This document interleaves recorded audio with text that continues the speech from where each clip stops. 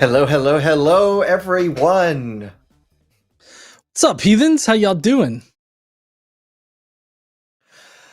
If this is your first time, welcome to SkepTalk here on the line, our network of many shows all related to calling in, having discussion. Right now, the lines are open.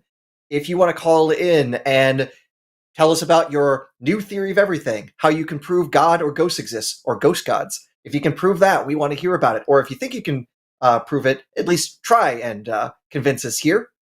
My name is Aaron. I'm sort of hosting things going along here. John, our godless engineer, or one of our godless engineers. We have several engineers in the back also making sure this show keeps on rolling. So thank you for our production staff. So that way when things go out, you can't blame me. You got to blame someone else. Yeah, it's great being here yet again on SkepTalk. It's always great, showing up and getting these calls. Which we don't have anybody in the queue just yet. So, I mean, if you're out there in the comment section and you're one of the people that's normally like, I can prove that Jesus Christ really died on the cross and resurrected and all this, or I can prove Abrahamic gods. Feel free to call in. We'd love to hear from you. If you think you could prove that the Noah's Ark was built with dinosaur labor, give it a try. See if you got the evidence. Yeah, I actually posted up a little sort of short on YouTube and other places as well of me going to this place called Bedrock City Park, and it was basically a nostalgia sort of tour of the city of Bedrock from the Flintstones, and it was like it was totally run down. Like it was it's not a park that sees a lot of foot traffic at all, but I went in there and I'm like, oh damn, this must be what Ken Ham thinks early civilization was like, because you get all the dinosaurs everywhere and everything. And I don't know if anybody out there has seen Ken Ham's book, but he's got a book out there where he literally has like Adam and Eve in the Garden of Eden with like these Tyrannosaurus Rexes and everything like that with those sharp ass teeth, and it's like these guys ate fruit. And yeah, it's really ridiculous. I got it somewhere back there on my shelf. And I've also seen the pictures of their diorama where they apparently were fighting dinosaurs in the old gladiatorial stadiums, because that's historical. Everybody knew that was happening, apparently, except for everybody recording history. Yep. Yeah. Boy, oh boy. Yeah, the early versions of Jurassic Park. If only we had those ancient Michael Crichtons. That would be nice, huh? Yeah. On the other hand, some of Crichton's stuff is also a bit kooky. Apparently most all of his stories were basically some version of Frankenstein, ultimately.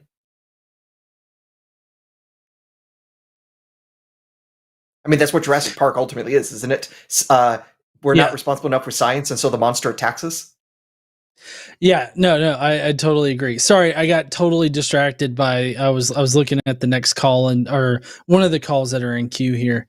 I think that we're gonna have a pretty good show tonight, though. We got some good calls lining up. Very good, very good.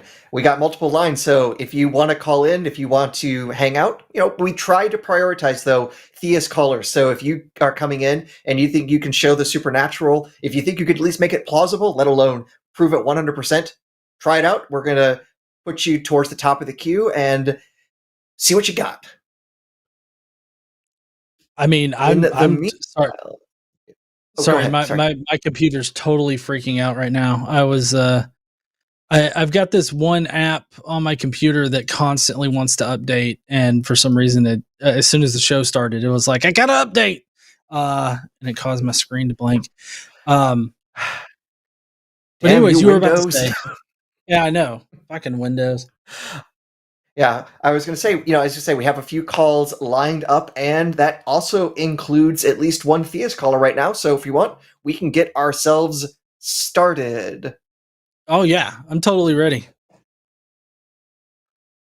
All right. So let's bring in our first person, Richie from Texas. A theist, pronounce he, him, is going to argue there is universal consciousness. Richie, can you hear us? Yes, sir. How are you doing today? Not bad, not bad. I hope you're doing well. Doing all right. Yeah, So I'm doing what's good. up, Richie? Yes. Yes. I was like the topic is like evidence for God. So I want to say there is a universal consciousness. Can you maybe help us out by like defining what you mean, like by universal consciousness? Like, because I really have no The idea, and supreme I don't know reality, what the supreme reality, the supreme essence. a supreme Why is reality, that a this? supreme essence. That's not the same thing as consciousness. So let's do one thing at a time That rather is than add 10 more things that we don't understand. that is consciousness indeed. The consciousness is the reality. That's the claim. How would you back that up? Because I can point to lots of things that aren't conscious. I can look at my body and realize its individual components are not conscious, but in toto, it seems to do conscious things. It doesn't seem like conscious is the actual reality. It's the result of the underlying not conscious reality. At least that's my read of the science. So you're telling me otherwise. How would you argue that, Richie? So you are consciousness, right? I What does that have mean? consciousness. I'm not the same thing as consciousness. In the same way, I am a human. That does not make me humanity. Okay, so if the consciousness is taken out of you, then what would be left? Nothing. What does that mean for conscious to be taken out of somebody? Like I don't know. Does that make sense to you, Aaron? Like to take someone's consciousness out of them? Consciousness, the existence, the being, the beingness, the state of beingness. The Do state rocks of have being? beingness.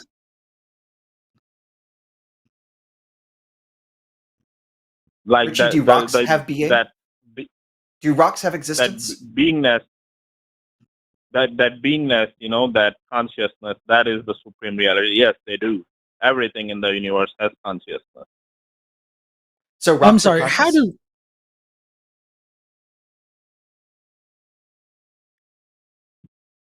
So are you? Hold on, Richie. Are you trying to tell us that you think that rocks like have ideas?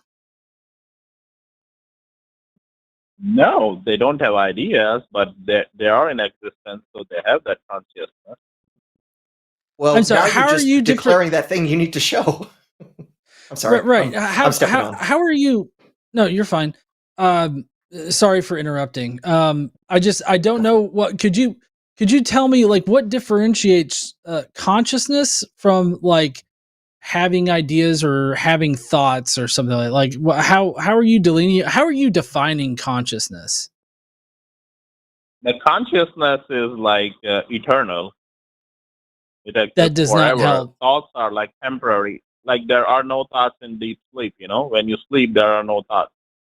How do you know So that? thoughts are temporary, and consciousness is eternal. Wait. You're Hold just on. declaring If that. I'm sleeping, wait. Are you saying when I'm asleep, I'm not conscious? No, you are in existence when you sleep, right? So in that case, I'm if while I'm asleep I'm conscious, then I'm also thinking I'm experiencing. You can't say I don't experience things while sleeping and I'm conscious. That's just contradictory. No, I'm talking about the consciousness, or I'm like the talking about you're beingness talking is a nonsense. better word.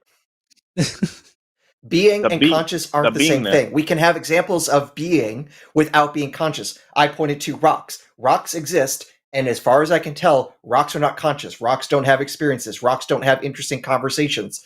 Rocks don't learn from experience. They just exist. They are. They be. Yes. But that's an example of something being without consciousness. So either you have to somehow assume just because it exists, it's conscious, or you can at least give us an argument for why we should even start thinking that. Consciousness is beyond thoughts, and beyond mind. I'm sorry, sir. You're not making anything sense.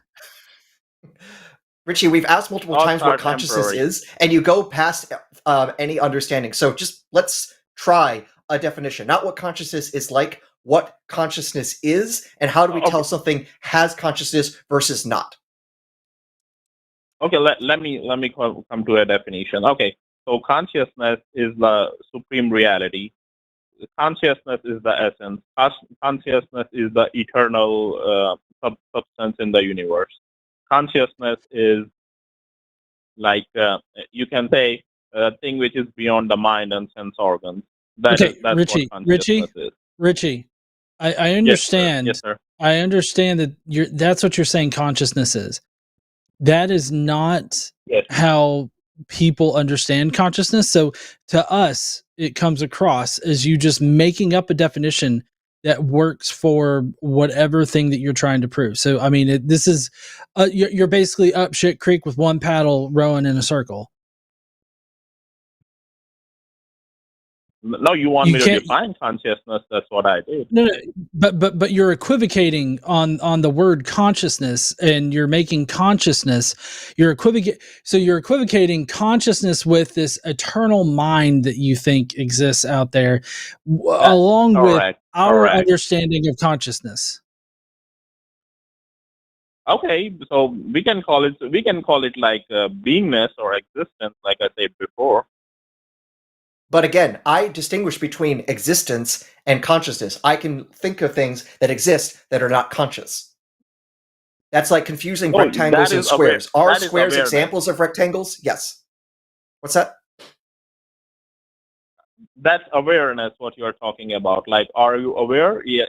Are rocks aware? No, they are not. Like I say, because you seem to be defining consciousness different than all other people, that's why we're confused and we're trying to get things a little bit more settled away. Because if everything I can think of an example of consciousness isn't what you mean, we're just going to talk past each other. Okay, we can call it beingness. That's a better term, if you like it.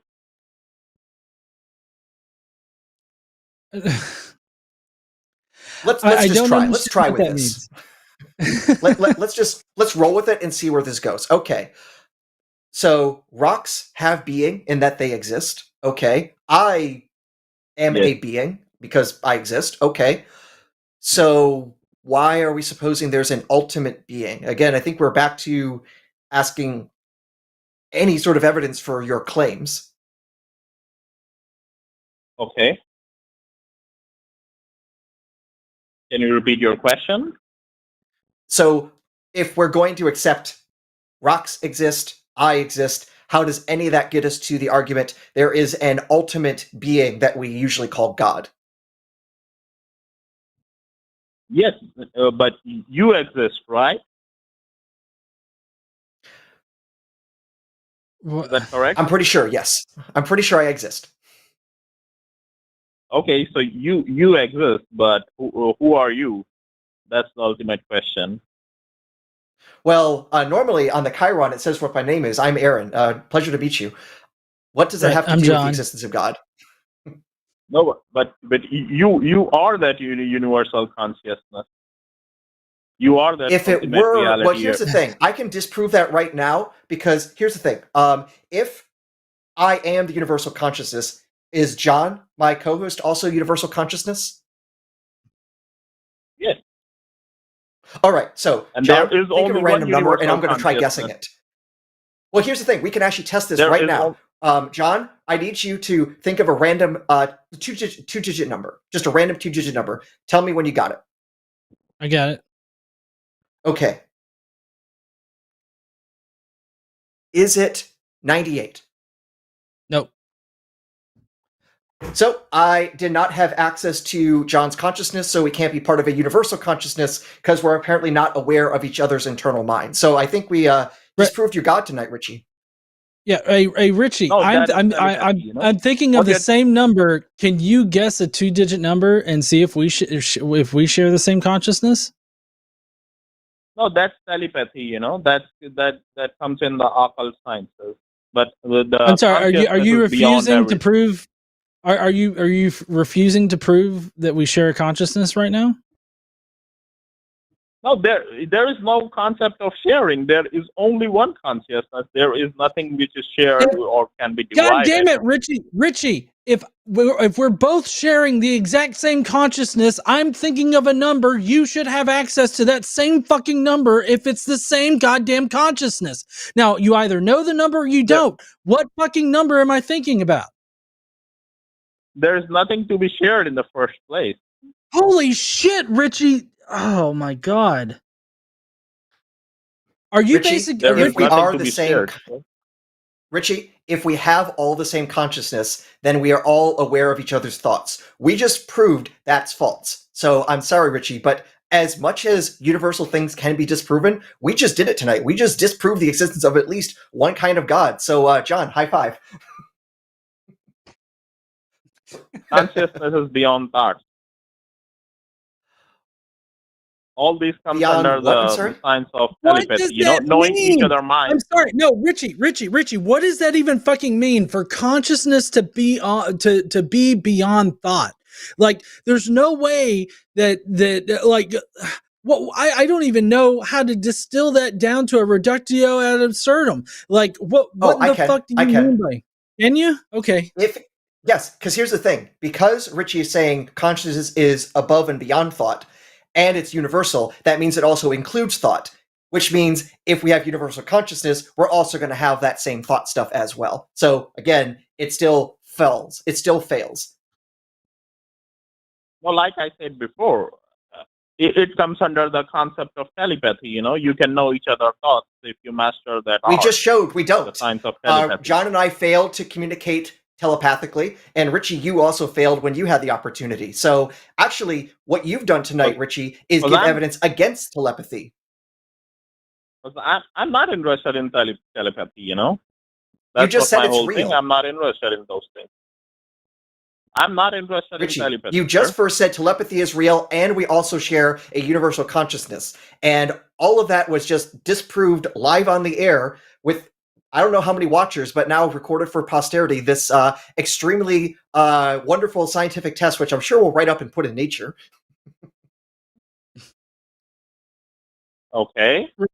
Richie, what this call Yes, has sir. amounted to is you have made a baseless claim of this idea that consciousness exists beyond thought, for one. For two, we all share the same consciousness.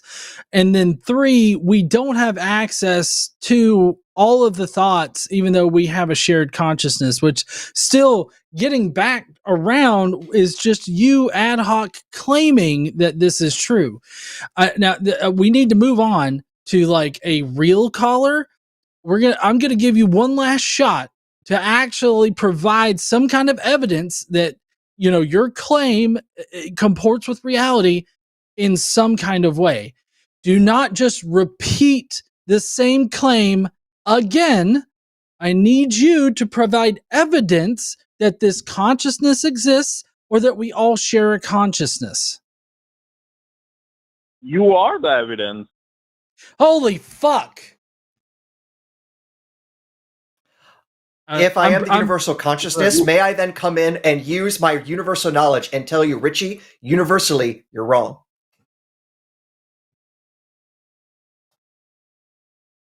The universal consciousness has spoken. I'm telling you. Okay, like I said, it is eternal. I will keep saying this internally then. You're wrong. Right. And you are only limited to your mind. You are limited to your mind. Richie, you are still just ad hoc claiming that consciousness is eternal or that this eternal consciousness exists. You're not actually proving it. You're just saying these things. You You're are not giving limited us to your evidence. mind. No. You can't just say you are the consciousness. You don't. You need to prove. That's yet another claim that you have yet to prove. That you're not proving that I like any of your shit. So could you please provide us Like, evidence? who are you? That's the Who question. the fuck are you? Because I feel like you've escaped from a mental asylum and maybe you need to be recaptured. No, who are you? That's the basic question. Who gives a If you fuck find who I answer am? to that, if you I'm find John. answer I'm to that from North question, Alabama. It's a hellhole. What else do you want to know? I'm not going to tell you anything that you want to know about me, but I'm just saying, like, I know who I am. Aaron knows who he is. You, I maybe knows who you are. I don't understand how that actually proves anything. Like, that's not evidence. The fact that I know my so fucking you name are and my John, right? history does not prove anything. Yes. You are John, right? Yes. But so are you your body? Or you are something else? I don't know what that means. You are Like not your body. I am not my body. Like my consciousness is definitely tied to my body. Like structurally, chemically, both of those things. Like if either one of those things changed, then I would not be the person that I am right now. So look, you said you are John. Now, who is John? What is John? That's what I want to know. I feel like you're just a poor man's version of Jordan Peterson. Like, you are not your body. That's what I'm telling you. You are something else. You are something different from your body. And Richie, No, I'm we've not. asked multiple times how you would actually demonstrate any of that. You've had one assertion after another, and anything that we can try to analyze, we show conclusively it is false. So, Richie, you're really not going to be persuasive to anyone except for yourself, and I don't even think you're persuaded at this point. You are not your body, or you are your body. You've said that multiple times, and you've not even begun to try to demonstrate any of that. No, that's what I'm saying. Like, you've been saying it, but with no reason to believe you. This is why we ask for evidence. What's your reason for claiming such a thing? If you don't have any reason, then you're not going to be convincing. It's very straightforward. Like, are you your body or your mind? Or something else? Richie, actually give some evidence or we should just move on. No, I'm asking you and you are asking me for evidence. I'm telling you. I'm asking you a basic question about your identity. And you're refusing to answer that. I'm sorry. I hate to put. I feel like maybe it's an undue level of expectation here, but like, Richie, do you think that when Einstein proposed that E equals MC squared, he just walked into the classroom and he was just like, "Listen, y'all, E equals MC squared," and then he dropped the mic and he left the fucking room? Like, is that how you think? Like, I'm not saying that you need enough evidence out there to prove that E equals MC squared, like Einstein did. But I am saying that you need some kind of evidence instead of just walking in, saying a sentence, and then dropping the mic and leaving. Like, you understand? Like, what? Yes, that's not a good way. No, but that's what you're doing in this call. You literally walked in, said you are consciousness, and then you walked out. Like, you just checked out of the conversation. You've been saying the exact same shit for the past 10 minutes, 11 minutes. No, but I asked you a basic question that you said you are John, right? Yeah, and we asked you a basic question multiple times, Richie. Many times we've asked you actual evidence, and it sounds like you got none, which means we should go on to the next caller who does claim to have evidence. You are the evidence, Mr. Aaron. You are the evidence. You yourself are the evidence. I don't have to give any evidence. Again, Einstein did not walk out or walk into the classroom or wherever in the fuck and said E equals MC squared. You are the evidence. That chair is the evidence. That rock over there is the evidence that E equals MC squared. And then he walked out of the room, right? Like, Einstein actually provided evidence to support his equation. I'm not talking about science here, sir. That's what you are. That's the problem. It's not science what I'm talking here. Spirituality. that's I'm your talking problem. about spirituality. Spirituality is Whatever, beyond the whatever mind. thing, Richie, whatever thing that you're proposing here has to fall in line with science in some kind of fashion. Science is meant to describe the reality that we exist within. If your idea is unable to be described by science, then it does not exist in reality. No, science comes under the mind. That's where the problem is. That's where the problem. Like this what I call materialistic.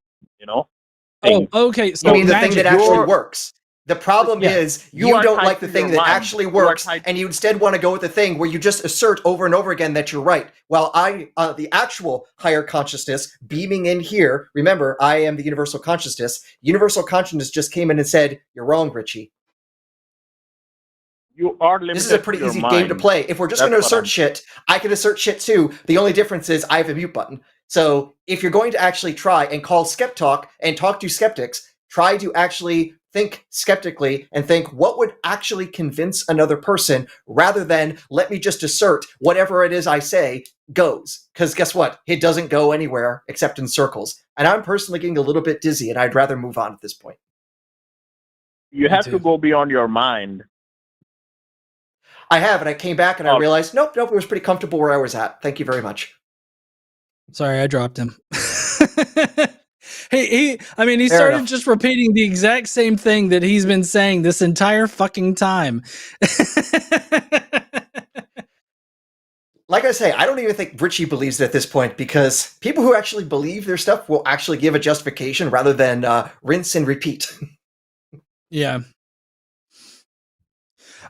So before we get to the next call, which we do have more callers calling in, but there still are lines open. So if you think that you can prove God, prove Jesus, prove his resurrection, any of those particular claims about Jesus or the Abrahamic God, please do call in. We'd love to hear your evidence for God and why we should believe in that God. Both Aaron and I are totally open to like being persuaded, away from our current position. But I do want to mention all of the great shows that we have here on the line for this next week. So tomorrow night, 6 p.m. Central Time, we've got Chewed Gum. On Wednesday, we've got The Hang Up with Matt Dillahunty at 6 p.m. as well. 2 p.m. on Thursday, there's TACIS. And then we've got two shows going on Sunday. And the first one's at 2 p.m. The next one's at 7 p.m. The Sunday show and the Sunday show after dark. So definitely tune in for the rest of the week. I personally love tuning in on Chewed Gum and TACIS. And no shade towards Matt Dillahunty whatsoever. I love his show too. But I love catching Chewed Gum and TACIS just because those are areas that I feel like I'm pretty weak in, like in both like how religion and affects like the demographic of women, especially the demographic of women in the atheist community. And then on TACIS, that's the trans show here. And I'm incredibly weak on those talking points. And so like I get an immense amount of quality information out of both of those shows. So definitely want to suggest those. All right. And just as a reminder, what day is the Sunday show?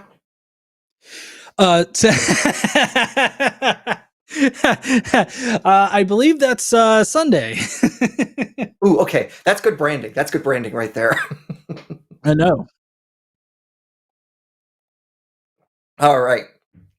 Since we're going to be on brand, let's move on to our next caller. Do you feel ready for it, John? Yeah, I'm good. Let's bring him up. All right. Okay, so let's bring in Mark, pronouns he, him, from South Carolina, a theist, who is talking about hospital to heaven, the objective reality of NDEs, near-death experiences, if I'm up on my acronyms. So, Mark, can you hear us?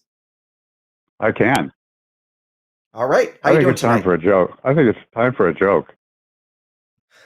You ready? Okay. I thought I was the joke. No, this is a joke. Okay. Jesus said, "Let him who is without sin cast the first stone." And the disciples said, "Jesus Christ, you always get the first pitch." All right. Not too bad. Okay. Not too bad at all. Okay. Let's go on to the topic. Oh, here, I'll start with this one near-death experience recorded by a guy named Dr. Tom Ofterhide. And this will loop back around into several actual points. He has a patient who goes into a coma right away, and so he leaves, and the guy's in a coma, so his lunch arrives, doctor eats it. And then he later, like a month later, the patient says, Doc, there's this thing that happened. I need to talk to you about it. He said, well, I know you ate my lunch. He said, but while you were eating it, you were very, very worried about this second-year student who was supposed to look after you all day, and you were really concerned about that and really upset. And the doctor thought, well, that's something that I never told to anybody. And he said, that means the guy read my mind, which got his attention right away. So that's a supernatural occurrence that happened during an NDE. And the guy also said he followed the doctor down the hall and heard the doctor talking to his wife and making a very dim view of his prognosis. And he said, well, you didn't sound very cheerful to my wife. And that's another example of he moved down the hall without just his consciousness moved, not his body. So that's another example. And because people always say, well, there's no proof for NDEs, but I would say that's proof. Just those two things. Well, I would say that's a story. And moving I would down say the that's hall. a story, but let's now talk about a bit of the sourcing here. So who did you say the doctor was that recorded the story? His name was Tom Ofterhide. He's on a tape called Rethinking Death. 22 minutes in. Hyde? Ofterhide. I guess it's German. So that's one just thing. Also, I'm not sure exactly how best to spell it because I'm trying to look things up, and the first thing that came up when I tried typing that in, it looks like it's in Spanish. So I feel like I'm pointing myself in the wrong direction. Well, it's AU. I don't know if he would be on the internet. As far as I know, it's AUFDERHYDE. I think that's it. Dr. Tom.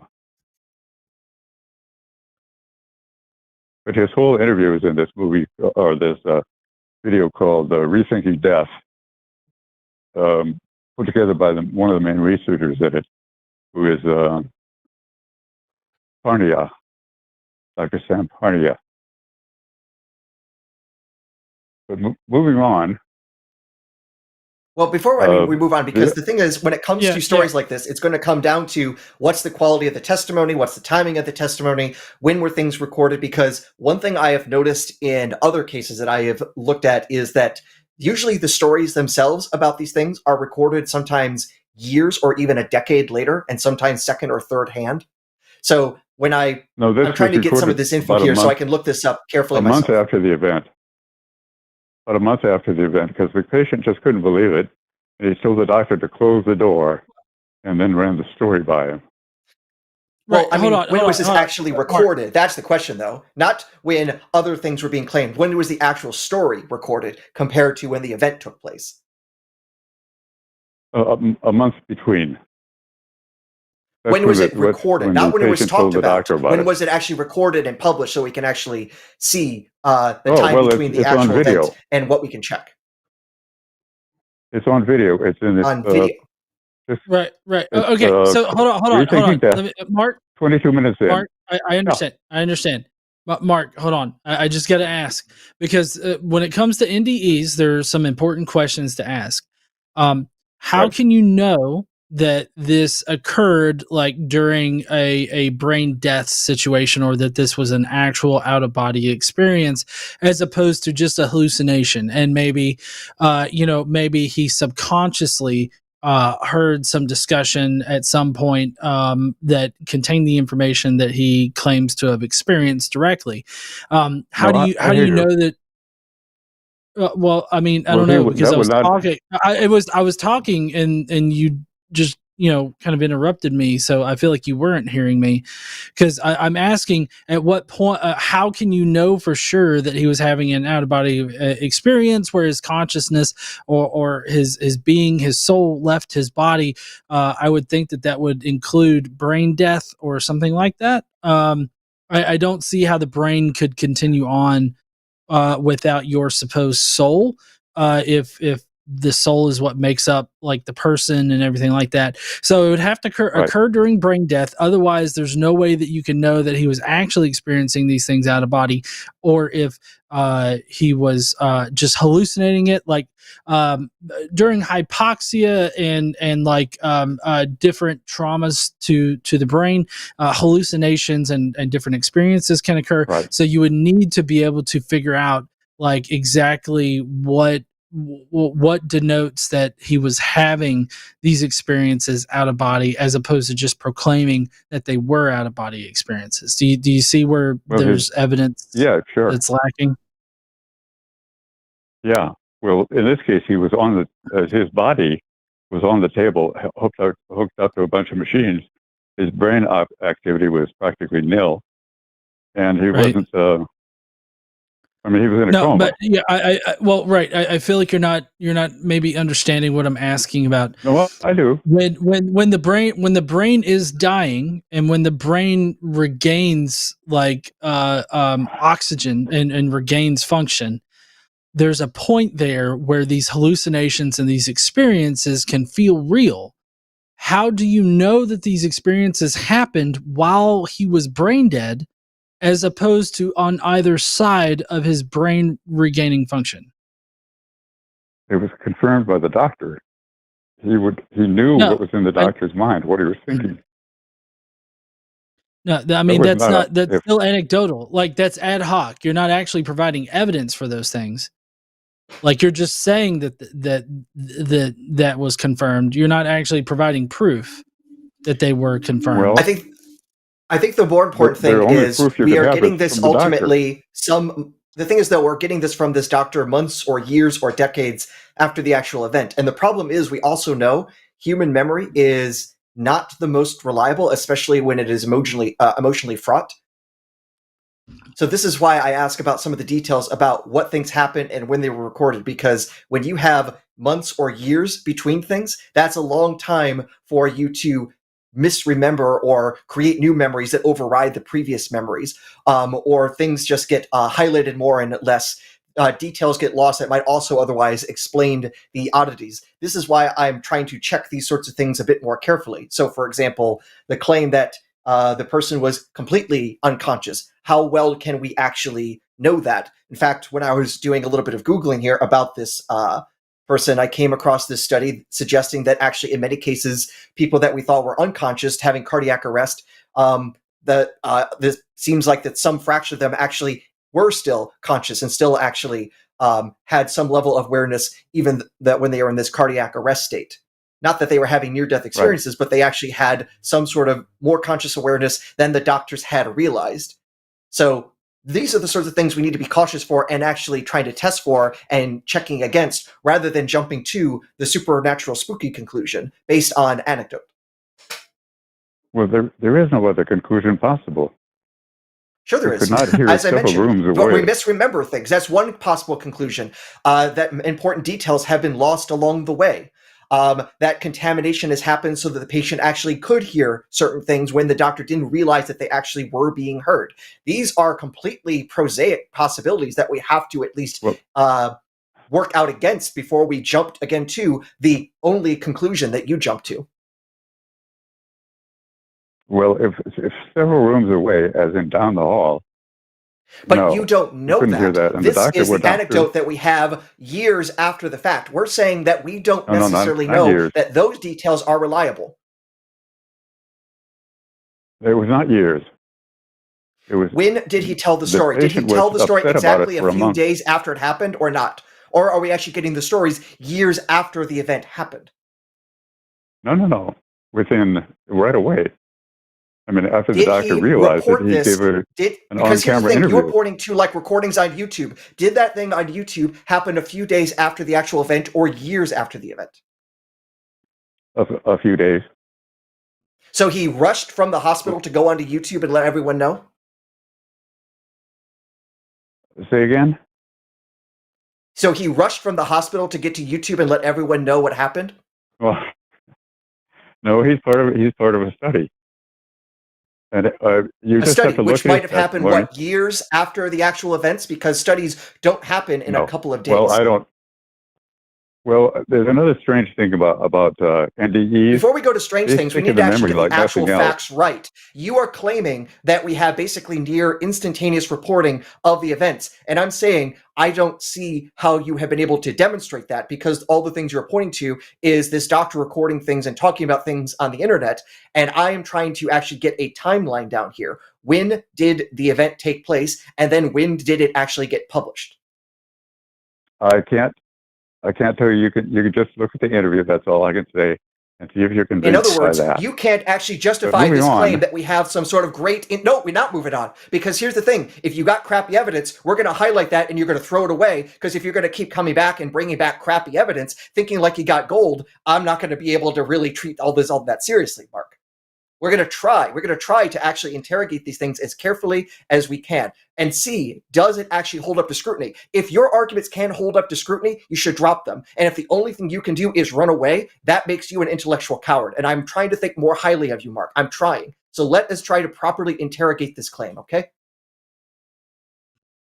Well, I understand. But you Mark, really have to look Mark, at the actual interview.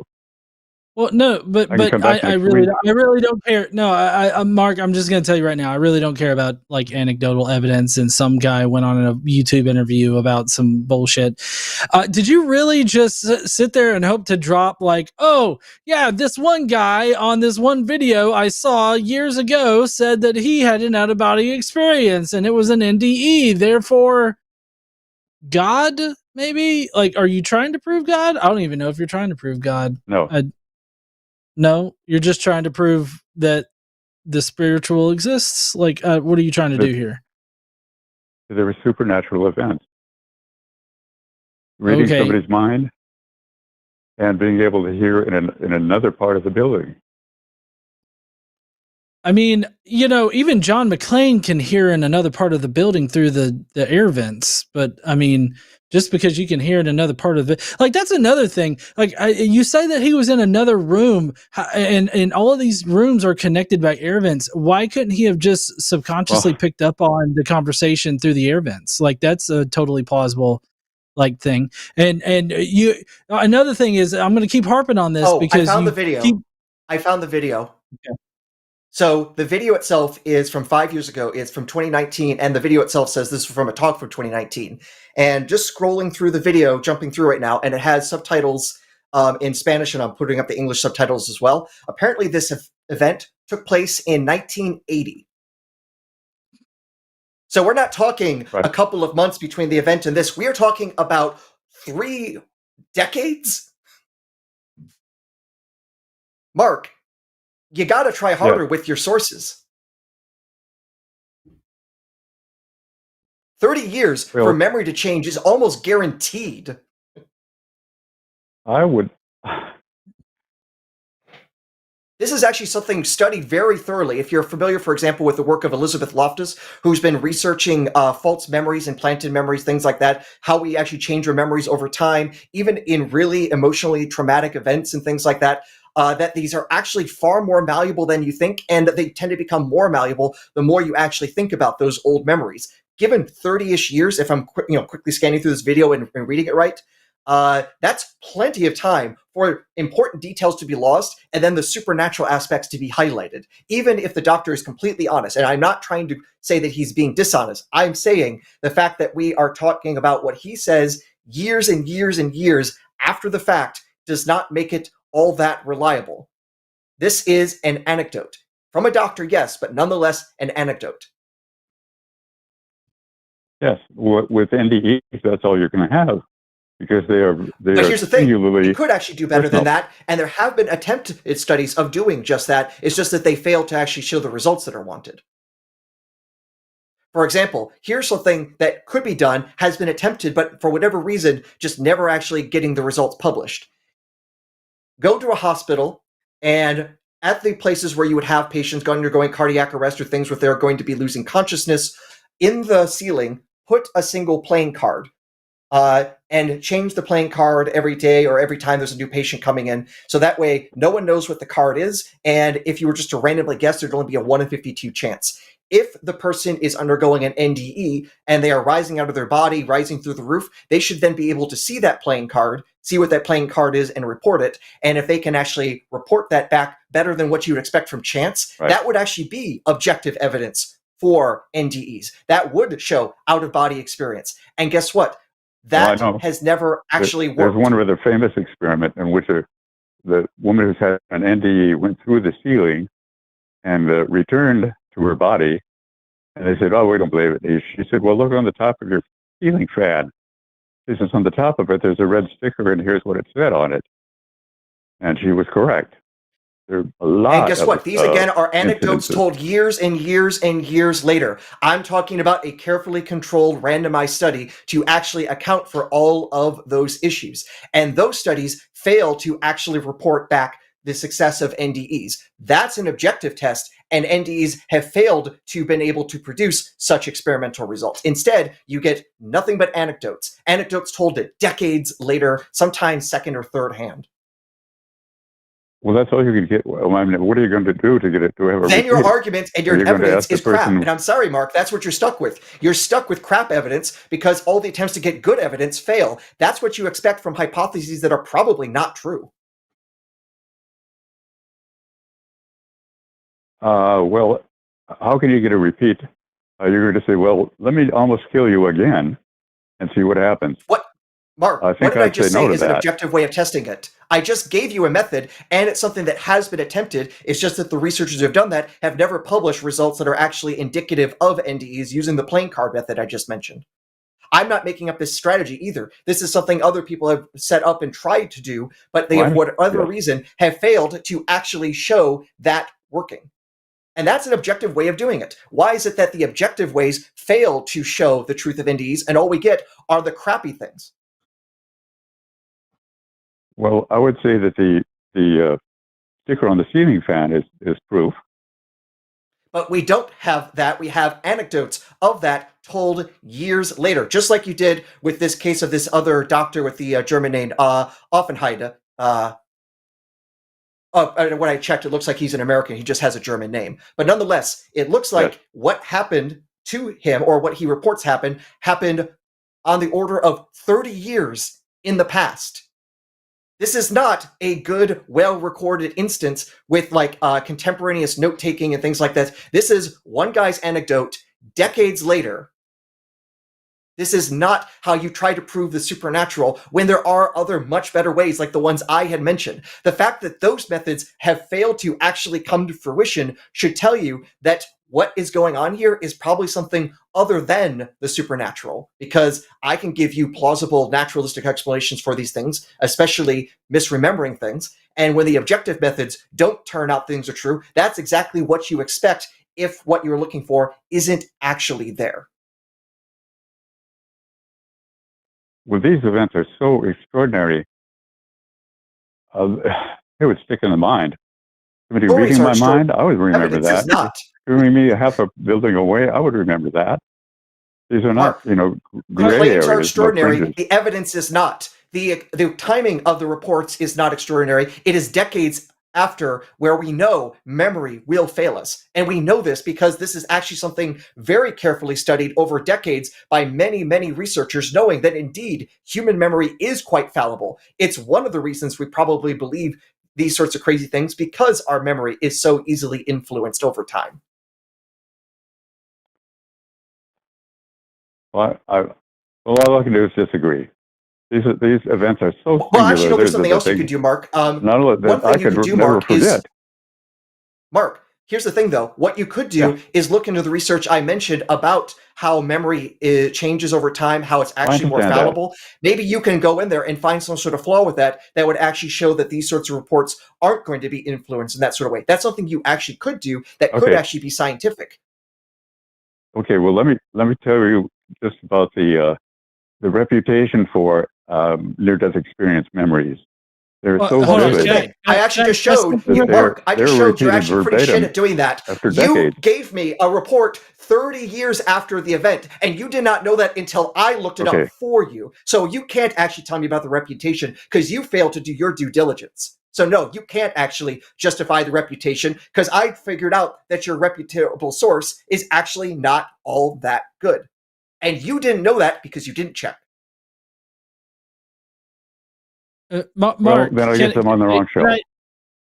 Well, I mean, yeah, you're on the right show, but the show is where we try to argue about these sorts of things. And one of the things we try to do is say, hey, we need to scrutinize this. We need to actually interrogate this. We need to be objective and scientific as much as possible. And if we find out, hey, our evidence or reasons aren't good, we go back to the drawing board rather than complain about the drawing board itself. Yeah, well, Mark, Mark, hold on, Mark.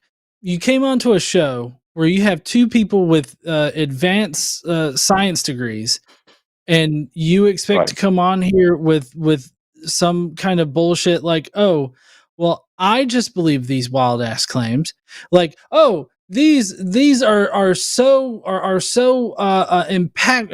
These experiences are so impactful. There's no way that you can get those experiences wrong. Mark, I'd love to test this real quick. Last night, I was given a vision and an out-of-body experience, a near-death experience, if you will, from Willy Wonka.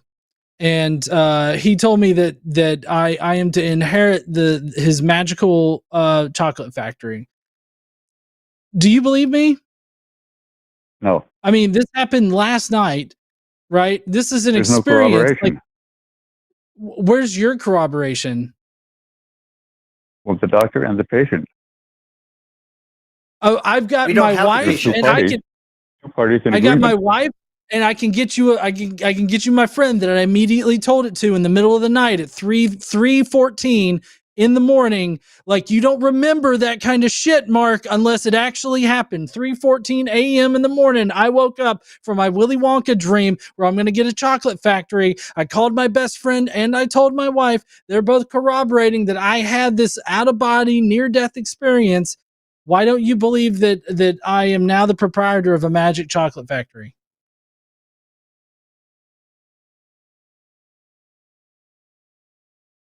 Well, I wouldn't believe it. It isn't corroborated by two parties. Okay. Wait, Mark, I Mark. just said it was. In fact, Mark, also your claim is not corroborated by two parties. You pointed us to a video and only one party was there. So when you say there are two parties corroborating, all you're doing is taking what that person says about what the other party says. That's not two independent witnesses. That's one person also basically treating the other witness as a ventriloquist dummy. That's a little bit nefarious to say that, but nonetheless, we don't have that witness's testimony. All we have is one person and their recollection 29 years later. Wait, did I say 29? Actually, no, I keep saying the wrong year this whole time. I apologize. I've been doing the math wrong. The event was in 1980. The report is from 2019. That's 39 years. I apologize. It's worse than I thought. Do I need to wait 39 years before I tell you about my vision? Pardon? Do I need to wait 39 years before I can tell you my vision? Because, I mean, that would be actually awesome. I'll be 69 at the time, and that's just a nice age. Well, I think I'm wasting my time here and yours. I mean, do you understand how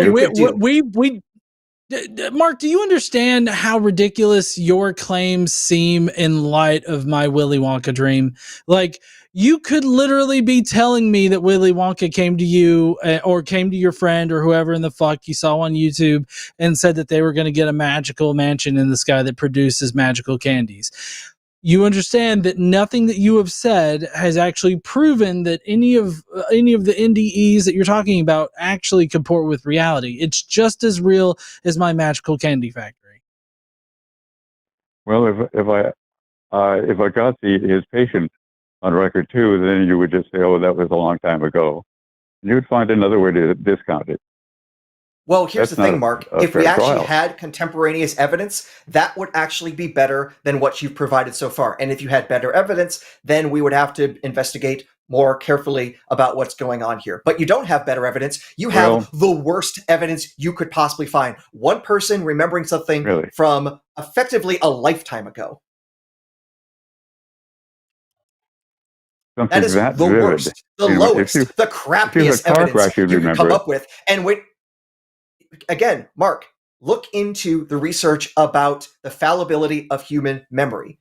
In fact, those really emotional events are not actually remembered better than less emotional events. They are strongly correlated to strong emotional feelings, but they are not actually remembered better in details. This is actually where the research on memory is pointing. Now, you could go research that, find flaws in that, or find flaws in my understanding of it, come back and show here are the limitations on that and show why it doesn't undo what I've been saying. That's one option. That'd be the scientific approach.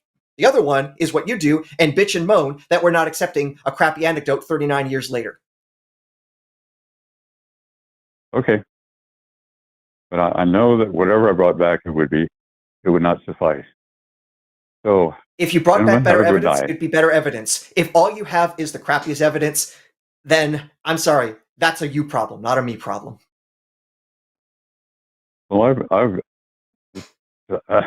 evidence that goes back to Plato, but that's too long for you. What? I don't see what Plato has to do with this, and I've read Plato, that goes and back I to don't the time know of Plato. That's too long. Evidence of people finding of people and using NDEs, contacting people in the afterlife, and wait. Are you talking about the myth of at the end of Plato's Republic, chapter 10, or book 10, I should say? No. Because that's what it sounds like what you were going for, because that has an NDE of sorts. Do I know Plato better than you, Mark? It sounds like I know Plato better than you, so don't quote Plato at me when you don't know what you're talking about. Hey, thanks for not insulting me, okay?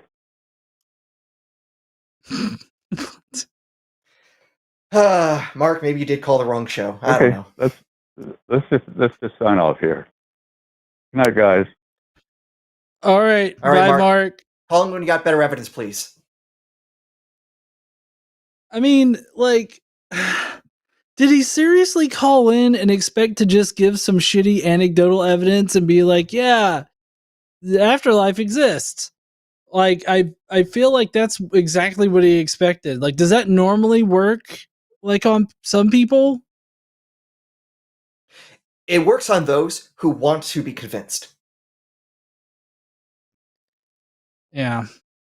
And I'm really confused where he was going with Plato, because yes, there is an NDE in the writings of Plato, and I cited it exactly, and because I recently was rereading Plato's Republic for other research stuff, so this was somewhat in my head. And yeah, the myth of basically this other story of this other guy who went down into the afterlife and now is reporting back all the stuff he saw. Basically, you could imagine a early version of Dante's Inferno, basically.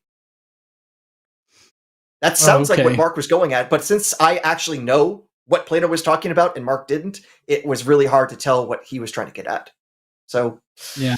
Like I said, he could come back in and actually study the science on memory, and maybe he could teach me a thing or two, because I certainly don't know it as well as the actual experts. But if Mark's just going to assert, nah, he's not going to convince anyone. Yeah, I so wanted to yell out, the schnozberries taste like schnozberries!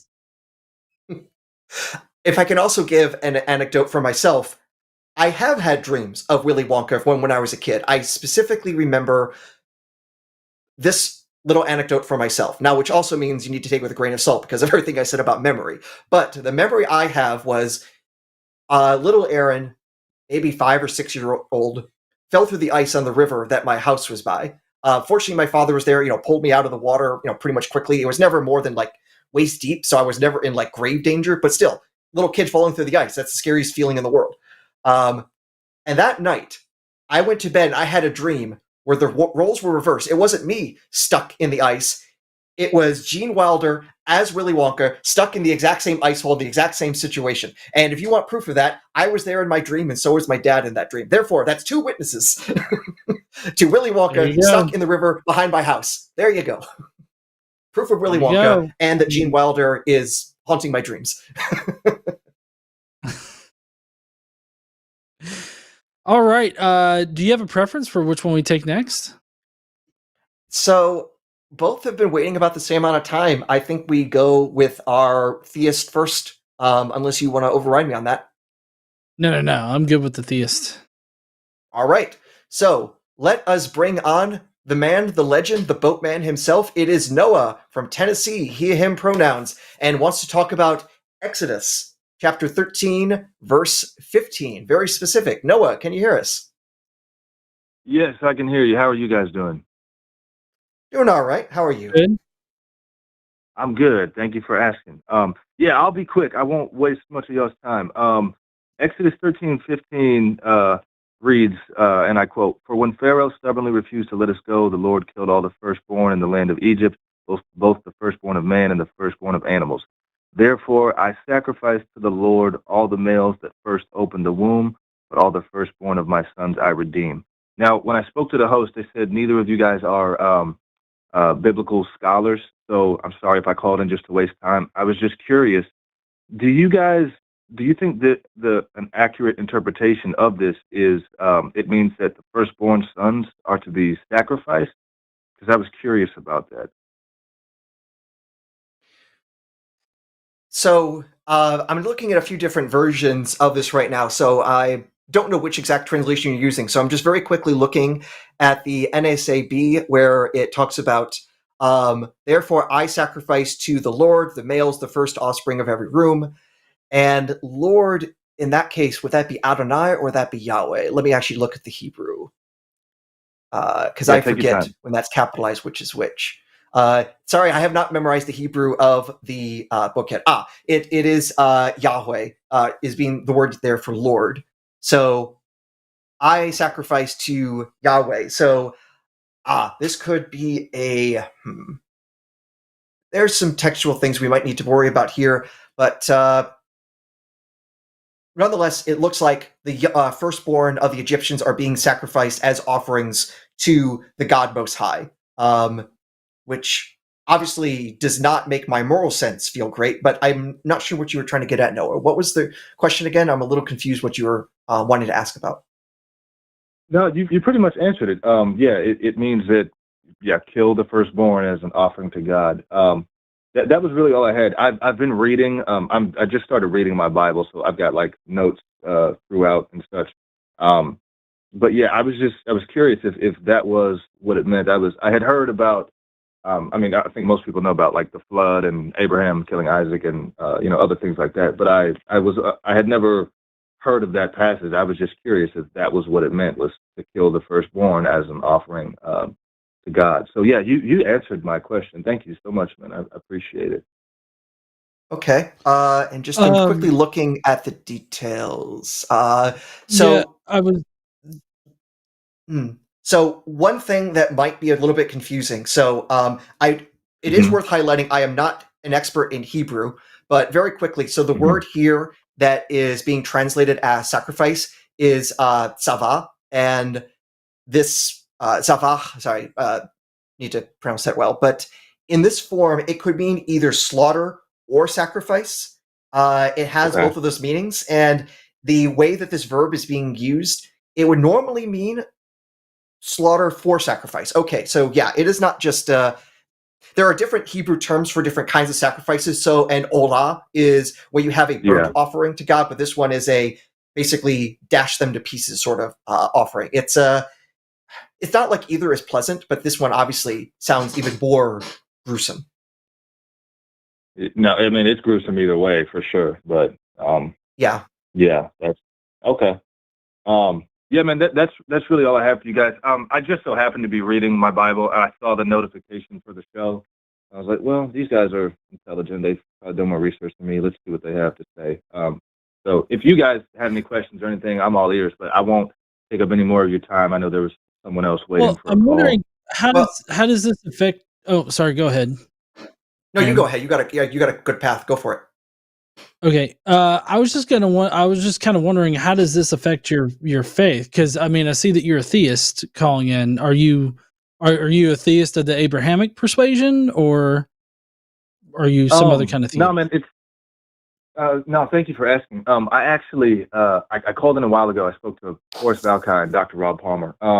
At the end of the day, man, like I'll admit, my theism is like I'm afraid that after this life there is nothing. Which of course is a fallacy to assume that because we don't know there's heaven, there's nothing, heaven or hell, that there's nothing. Mhm. I hope that there is something. I've done a little bit of research into the components that usually get brought up in the fine-tuning argument. It was minimal research, I'll admit. From what I understand, there are aspects of the universe that, like if they were off by a fraction of a fraction of a fraction, like life would either not have formed or not have formed as we know it. All that to say, like my theism, I'm a theist as in I believe that there is something, but no, I'm not religious. I haven't been a Christian in a long time. I don't ever plan on being a Christian again, just because it deteriorates. I think I can't speak for everyone, but I think like with a lot of religious people, it's like you can't. Your morality is being deteriorated, and you don't recognize because you don't see the fallacies with the sacred text. You don't see the problem, like the complete lack of morality in certain things that are in these books and the things that you have to believe. So. No, I'm not a religious theist. I believe there is a God. There might not be, and I guess we'll all find out one day. But no, I haven't. I'm reading the Bible more as in like, here's everything that's wrong with it for me. Here's why I can't be a part of this. If that makes sense. Yeah. So some interesting passages as far as like child sacrifice goes, just right off the top of my head, would be Judges 11. Yeah. And then also Judges Numbers 31. Yeah, and then there's Numbers 31. Thank you for that, man. I really appreciate it. Yeah, in Numbers 31, it's at the very end of the chapter, but it talks about how God requires one out of every 500 of these little girls that are captured are to be sacrificed to God. And so, well, how kind of him. Yeah. So, just to also give you some additional background, I would have to check what the scholarship is, but Exodus is composed of at least 2 different sources that are kind of merged together in an editorial process. And that verse that you had me read, it feels a little bit weird, so it could be one of those redactional seams between sources. I'd have to check. I'm not sure off the top of my head, but that's one thing that complicates reading the Exodus story, because you'll read through and it's just like, huh? But that doesn't match with that. It's like, that's why the wording changed, or all these other weird things.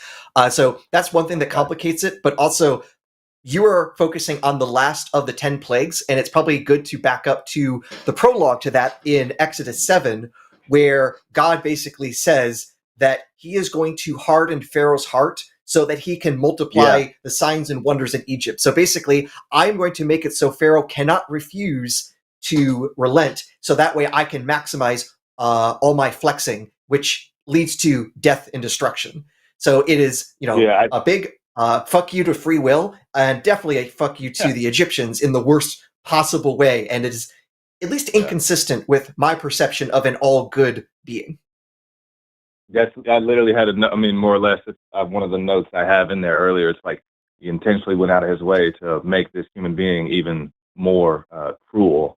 But it's like somehow at the end of it, you're still supposed to thank him. So make that make sense, right?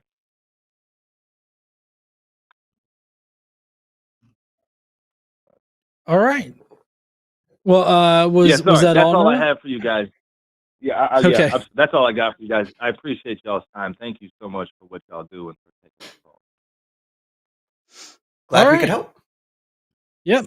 Y'all take care. All right. Well, yeah, you too there, Noah. Thank you. Good night. All right, that was a great call. It's more important that I can very quickly use a search engine, because I don't have these verses memorized, let alone in the original language.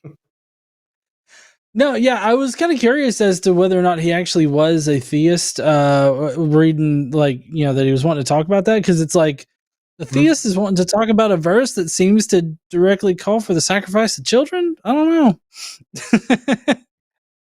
He's someone who's exploring, and even if he doesn't happen to believe what I do, I love people that want to explore things. I 100% support that.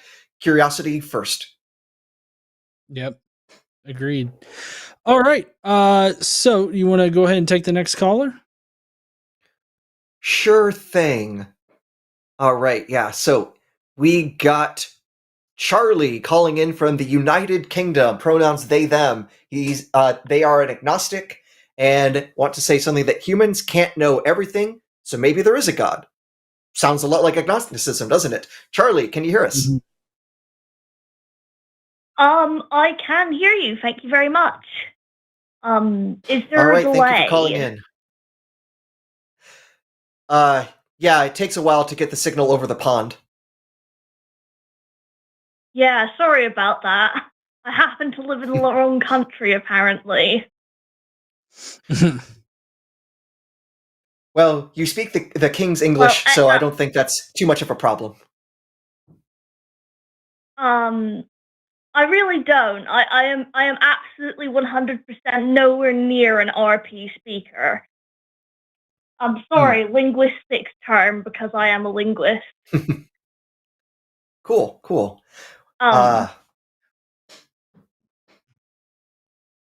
Well, what can we do for you? I think that the main... Go ahead, Charlie. You were saying something? Oh, thank you. No, just saying, go ahead, please. The main thing... Yes, the main thing that I wanted to say is that while I don't obviously personally have a belief in any particular supernatural being, I fundamentally would say that since, I mean, I am to some extent a scientist, although I am still a student, that what I know and understand is that basically, science kind of has the ability to observe everything in the material world. And what I would understand of that is that basically, as scientists, we can observe anything that is within this universe. And although I might be wrong on this because I am not someone who knows the exact details of really microphysics, anything that has mass. So basically, I am asserting that because that is all we can observe, anything outside of the universe, or potentially anything that's theoretically massless, could potentially exist and be called a god, although because we can never observe it, it's like, does it really matter? But it's still potentially existing.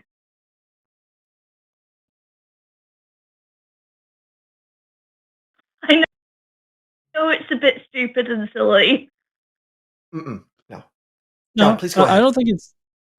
No, I don't think that it's stupid or silly. But I guess, obviously, I feel like both Aaron and I are open to the idea of like there being some kind of, entity or being outside of the universe. Although I don't know what outside the universe necessarily means.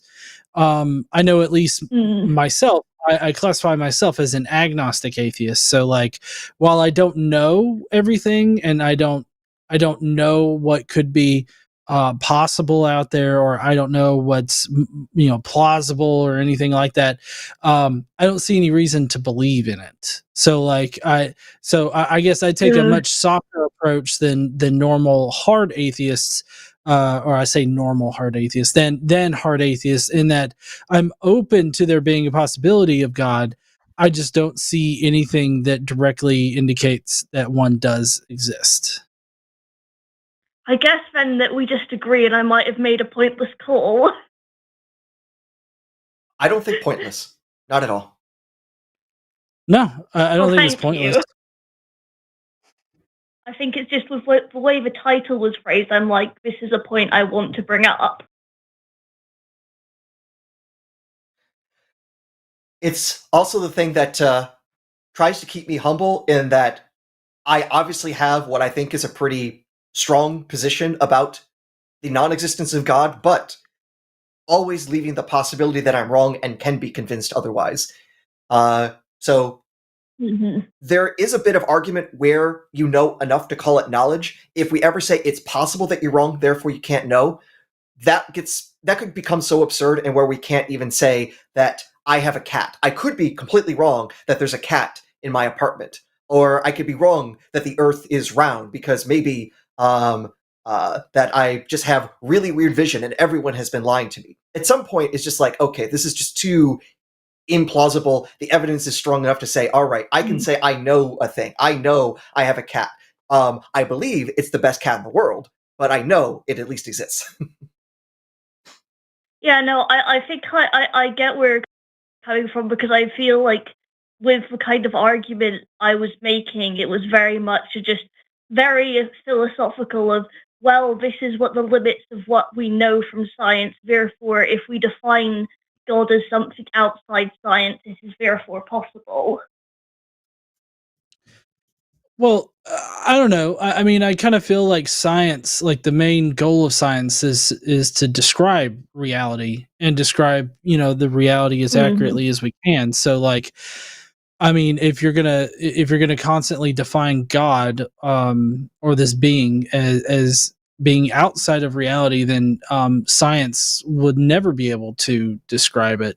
So I guess I don't understand how you could say that it's possible for that thing to exist, because like if it exists outside of reality, kind of like, I guess for me it's like, what does that even mean? What does it mean to exist outside of reality? Semantics of existence.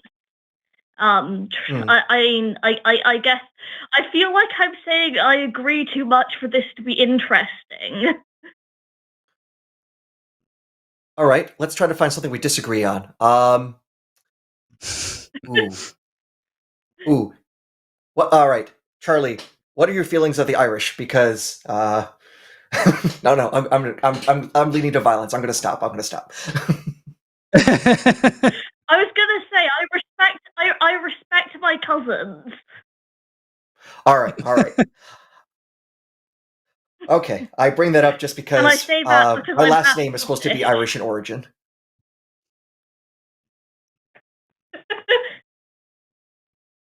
Yeah, I believe that my name is a bit Irish in origin, Gleason, and I feel like it definitely comes from that area. Like I've looked at my 23andMe back when it wasn't defunct, and like I come from that area. So I'm like a quarter Puerto Rican, right? So I got some indigenous DNA in me, as well as from like the northern European sort of area.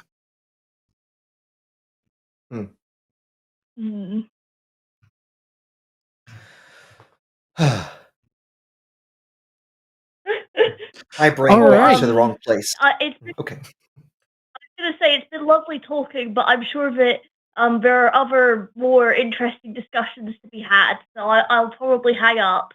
Thank you very much. Okay, Charlie, thank you for calling in, and you don't need to.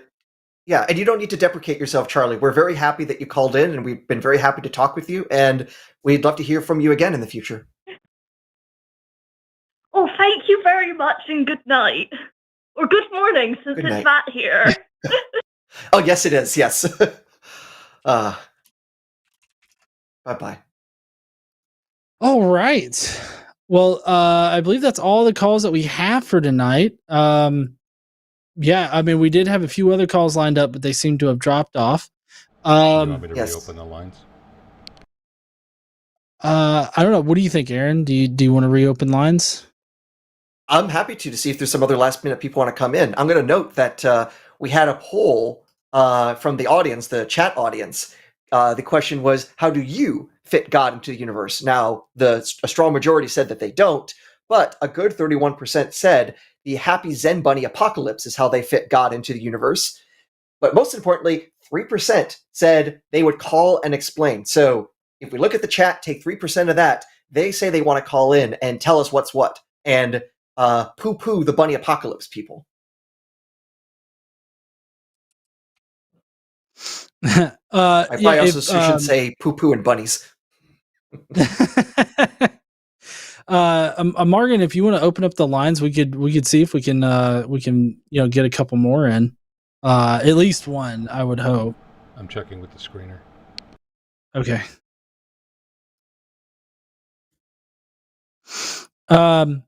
But yeah, so just as a reminder, everybody in the chat there, super chats of $5 or more will be read by us here in just a little bit. We'll be addressing all of them. So if you want to put in, do a super chat telling us, like where your lineage hails from or whatnot, we'd love to do those kind of diagnoses.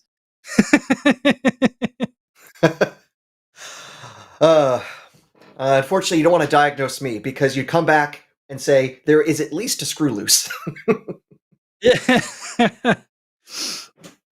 It was really interesting learning about my lineage there, just because like I've always heard that like I've got both indigenous an indigenous background and then also a sort of a Northern English sort of background.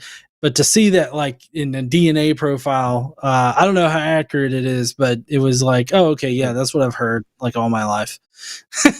Yeah. I guess if we're going to boast backgrounds, I have not done the family tree work, but one of my cousins has done that the most with the actual like documentation. And on my father's side, there is some interesting connection to American history. You're familiar with the Lewis and Clark expedition? Yeah. So not Lewis and Clark themselves, obviously, but there were a bunch of important people that were part of that. And for those who may not know the history, in the early 19th century, Thomas Jefferson basically gets this offer to buy a huge chunk of the continent from France, who desperately needed to make a lot of money for their attempt to invade the English. This is Napoleon trying to attack Britain at this time. So America basically doubles in size, at least on paper, doubling in size. The Native Americans would have liked to have said something else about that, but at least on paper, the U.S. doubles in size, and the folks in Washington want this place explored, so they commission a couple of explorers and their team to go out and basically see if there's a pathway to get all the way to the Pacific Ocean. This becomes known as the Lewis and Clark expedition, named after the explorers Lewis and Clark. Don't confuse that with Lois and Clark. That's Superman and Lois Lane. Mm-hmm. Important difference. Very important difference. Now, also those who might know that history, that they did get help from the indigenous people, and one of the most famous folks there was an Indian princess by the name of Sacagawea, and apparently the husband of Sacagawea was a French-Canadian a last name of Charbonneau, who's apparently in my family tree on my father's side. Oh, cool. So I have that connection to American history. Cool. Yeah, I've got a little bit of connection to American history. In my family background, I'm somewhat connected to Francis Scott Key. If you're that wrote the I believe it's the national anthem, right? Is what he wrote. It became the national anthem. Originally, it was a poem, and then Right. somebody put it to music, and then it got sung at baseball games. Right. Yeah, so that's really interesting. We do have Georgie that's back there. Do you do you want to take? Oh yeah, we gotta bring in Georgie from Bulgaria, pronouns he, him, our theist, and who's going to explain why we are eternal beings in 3 minutes. All right, I gotta pull up the timer if we're gonna hold to that strictly. But Georgie, can you hear us? Yes, I can hear you very well. All right. So you've made a big claim, and I'm going to let you get started and show why I am, amongst all the other callers, am an eternal being. So, can I start? Please. If we look at it scientifically, what we can concur about our reality is that we exist. Second, we have awareness, and only that is access to reality. And also that change is a constant. We know only these three things.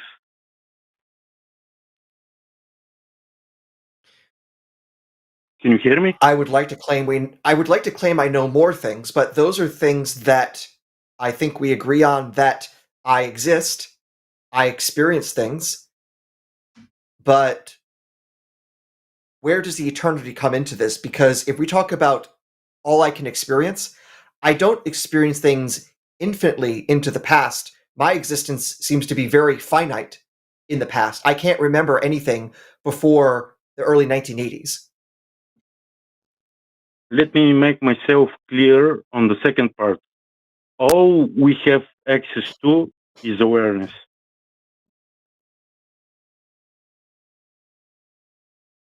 Okay. All right. Well, when does the proof come in? I mean, I feel like you're just making claims at this point. When are we getting to a conclusion? Have you gotten to a conclusion yet? Well, the second thing I would like to say is that we have self-imposed limitation on our consciousness from non-physical to physical reality. Self-imposed. That is the claim. Now, Georgie, I think I remember you calling in and making this claim, and I asked you if I just believed hard enough, I could flap my arms and fly like a bird. So remind me, is that something you believe, that if I really believe in my heart, I can fly like a bird by flapping my arms? Yes, I believe that practically we can do that, but we have chosen to have a physical experience. We want the evolution of things. Georgie, are you familiar with the concept of children? Yes, of course. Do children believe things that are not real?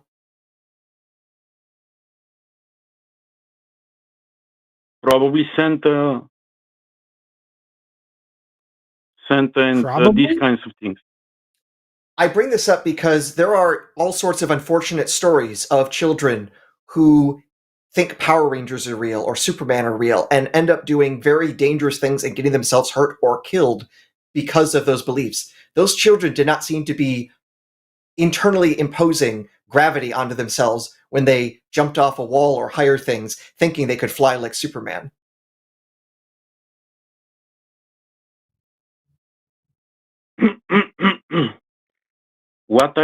My claim is that we want the experience of evolution in physical reality. That is why we have rules. That seems like a dodge to everything I just said. You're saying that these thoughts are self-imposed, and I pointed out there are children who believe things that don't have those same beliefs adults do, and reality hits them hard, sometimes deadly hard. My response to that is that we don't know what we want.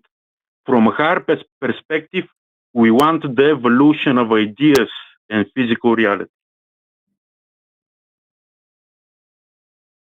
How does this answer my objection that our beliefs don't actually make reality, but reality imposes itself on us? And again, with the example of people believing they fly, and unfortunately discovering, no, they do not. Because I'm telling you that your inner being and your non-physical being wants the contrast in physical reality, so we can have more awareness of what we would like to have in physical reality and to enjoy it, to have fun. So hold on, Georgie, if we are non-physical beings, and maybe I'm misunderstanding this and you can elaborate for me. If we're non-physical beings, then why is it that when the physiology or the chemistry of our brains change, our being changes? Why does that happen? We have set it up this way so we can have contrast. So No. We have not set up anything. This is nothing that humans have set up. This is nothing that I've set up, nor Aaron has set up. This is just a fact of reality that if you change the physiology of our brains, either chemically or the physical structure of our brains, then our personality changes, our being changes, like all of that. Our consciousness changes, like all of that changes. So I guess that's where I'm not understanding how we can not be physical beings when it seems like our physical bodies are very much tied to our being.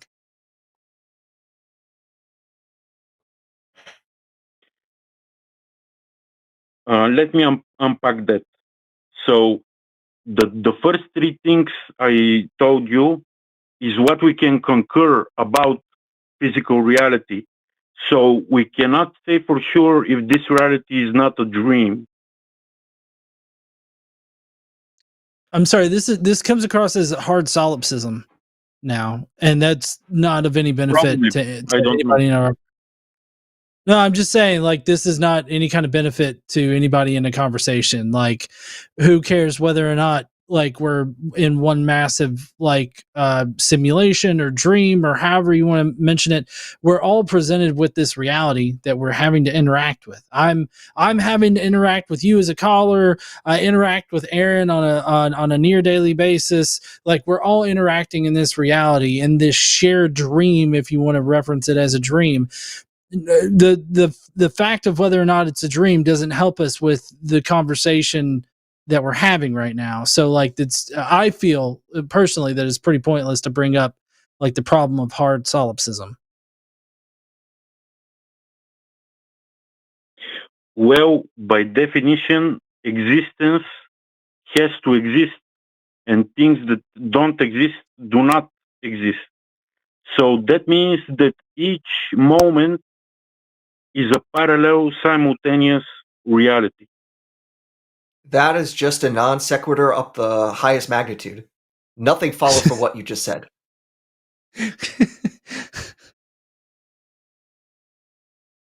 We know that we exist, but as what form do we exist?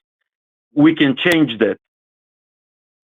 I can't change my form. You think that do you honestly think that if I could change my form, I wouldn't, like, fix my pancreas right now, or I wouldn't, people would be able to lose weight on the fucking Tootsie Roll diet, like, if that were the case. So I mean, like, your claim here just doesn't make sense with the reality that we exist in. So, like, is there any way that you could come to some kind of conclusion that's supported by actual, like, evidence, or are you just going to continue to make wild ass non sequitur claims? The first three things I told you are what we can concur. So they are not claims. So wait, so we exist. So that's one statement. We are aware of shit. That's all the we second have one, access correct? to is awareness. All we have access to is awareness. Okay.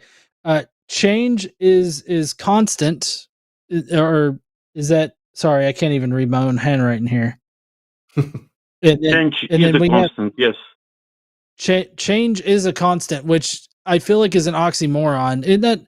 That sounds like an oxymoron there, Aaron, because I feel like there's a self-destructive way you could run that, and there's a more sound way of doing that. So let's just take it as a way that's believable and interpretable, that things change over time.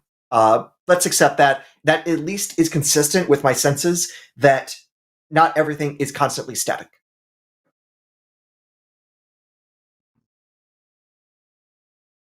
So we create this reality by our focus. So if Muhammad that does not follow in the least from anything you previously said. That assertion has absolutely nothing to do with the three premises that you previously set up.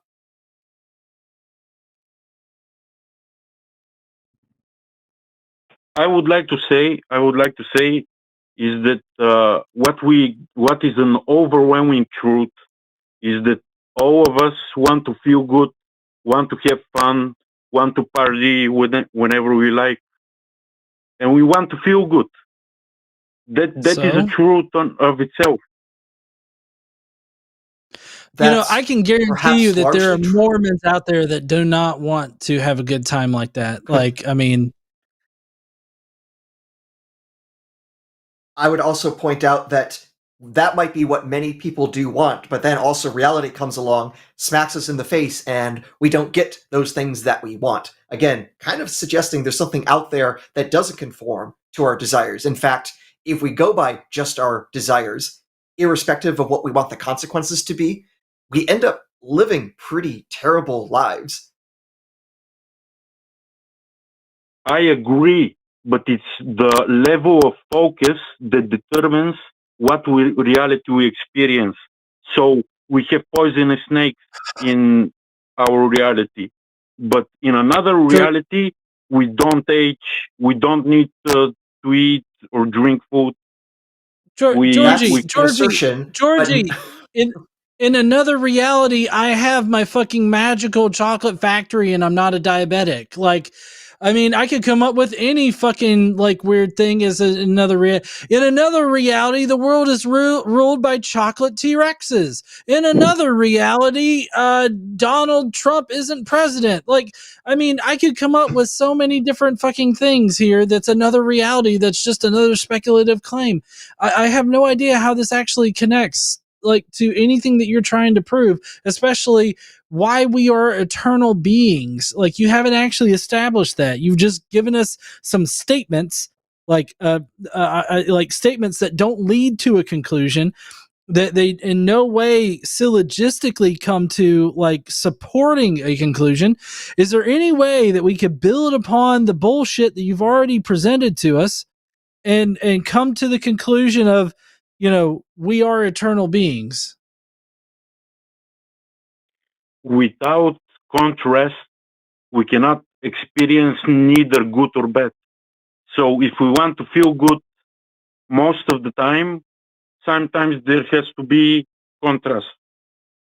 I'm sorry, good and bad are subjective and by nature, and so like we can experience good and bad things because we consciousness is an emergent property of complex central nervous systems, and you know all that. So like we can experience those things. I don't see how that makes us an eternal being.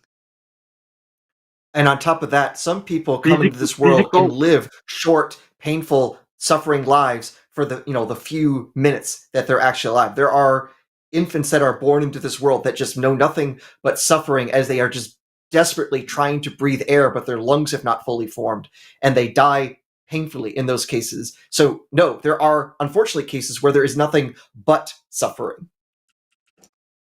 You can have nothing but suffering. I agree. Without good being there to contrast. Believe me, I don't have to be told that being punched hurts constantly to know that. And conversely, you can also know things suck without seeing a better example. I agree. But the way we have set it up from non-physical point of view is that we need contrast so we can grow and make choices. So God. we want to be engaged in a meaningful way with meaningful goals. I'm sorry. We want to be engaged in meaningful ways with meaningful goals, but we need a reality where we feel separate so we can make the journey. If there is no physical reality, the journey is not going to be, I don't know. Georgie, I'm sorry. Are you fucking You've with said us? If I may, Georgie, it seems like over and over again, it's what you wish to be true rather than what you can actually show to be true. You've literally called in as proof nothing but literal wishful thinking. But the three things I said I have at to the break it to beginning, you, Georgie. Sometimes wishes don't come true.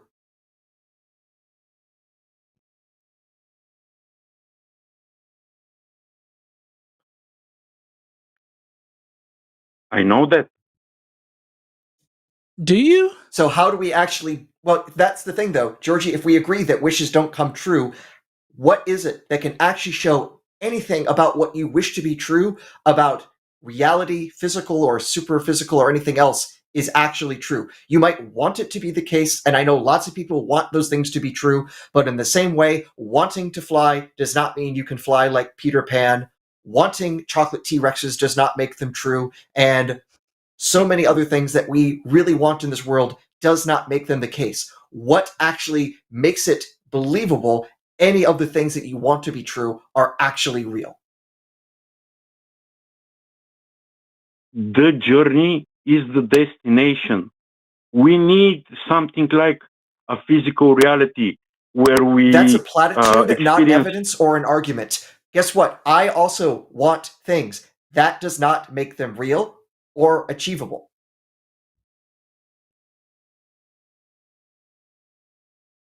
Okay, let me ask you this. What would you be doing if you were an infinite eternal being? That's an interesting question. I don't know if I'd be doing anything because I'd have infinite time to do whatever I wanted, so I'd just be lazy.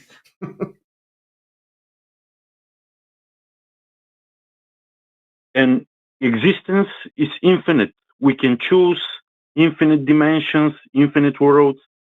It's no, just that's not physical true. reality. That's actually, Georgie, if we're going to go by experience, that is what I find out every single time I look at my bank account and I look at the possibilities of what exists, and the Bank of America tells me no, they're not possible. You know, Georgie, I'm just wondering, can you do me a favor and shit in one hand, wish in the other, and tell me which one fills up faster? Because I feel like that's essentially what you're doing right now. Is you're trying to convince us that wishing in one hand is going to fill up faster than if I were to shit in the other. I can guarantee you, due to my schedule, it will definitely fill up faster. The shit hand will.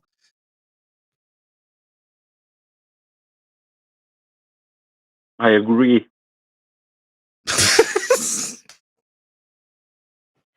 Well, I have to ask again, Georgie, are you fucking with us? Like, I feel like you're fucking with us. No. I do believe these things. I do believe them. Because it's obvious to me. It's definitely not obvious to us. What is more obvious is that you're not very convincing, at least not tonight, Georgie. Okay, let me just finish with this. Physical reality has perks that we don't have in an infinite state as non-physical beings. I don't know how to process that. You don't have to. I'm not trying to convert you or anything. Can I hold on? It's not so much that, is that I couldn't really follow I don't even understand what was in that statement. I got lost in the verbiage. It was not clicking to me. I wasn't sure what you actually meant by what you said. Yeah. The journey is the destination. Physical reality has perks that we don't have in non-physical. Can I ask you something, Georgie, to see if you understand it? Yes. Okay. Do you understand this sentence? I say sentence loosely. Traditional archetypes undertakes pure morality. Does that sentence make sense to you? Undertakes? I'm not sure. Are you talking about religion? No, it's a nonsensical word salad statement that I got from the wisdomofpeterson.com, which is exactly what your statement just sounded like. Like, here's another one. Evil is the force that is rooted in species-specific mysteries.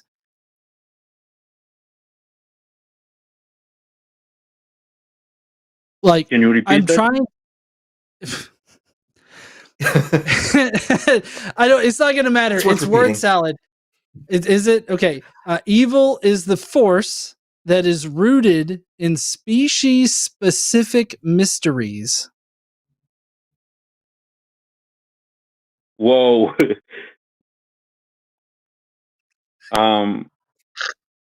It sure is. Like... Yeah. I don't know. Oh my God. Dude, this is I don't literally know if the Twitter account is still there. I don't know if the Twitter account is still running, but it's the fake Chopra quote generator.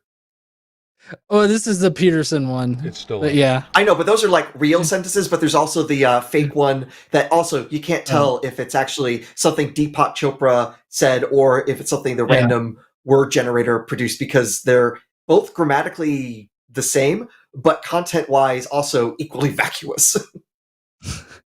So Georgie, I'm sorry, that was supposed to be a demonstration as to the fact that the sentence that you're trying to say and the statement that you're trying to make just sounds like word salad to us, because it seems to not mean anything.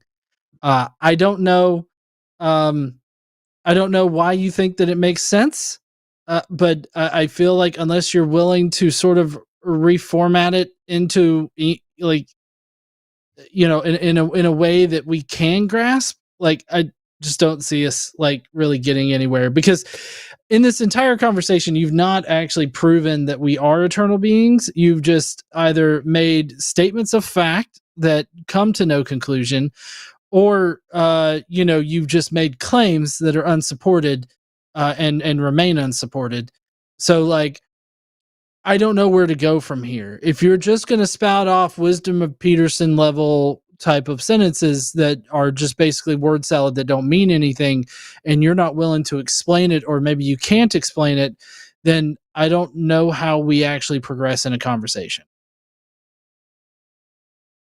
I want to ask you, have you heard of the Venus Project by Jacques Fresco?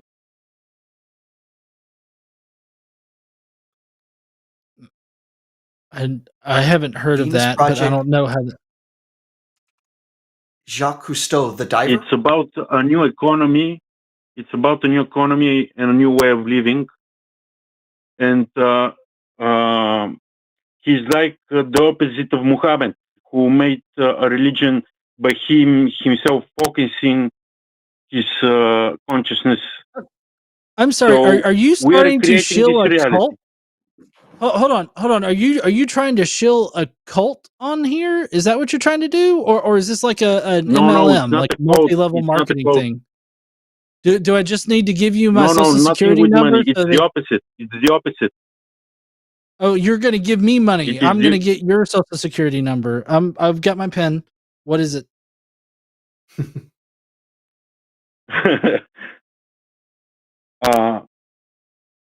There is a site, the Venus Project. No, I'm not going to the site. If you would like to, yeah, I'm saying that, Muhammad made a religion, and now we all talk about it, you know, right? And we create Muhammad, this reality with our focus. Like the Islamic prophet Muhammad, the one that fucks 9-year-old children. Yeah, the one that fucks 9-year-old children. Why are you listening to a pedophile? No, I'm not listening to him. I'm talking about this. We use our focus to create this reality. And people are still talking about Jesus and still talking about Muhammad. Okay, I don't understand how that has any bearing on what we've been talking about. Sorry, were you not saying that Muhammad created the religion?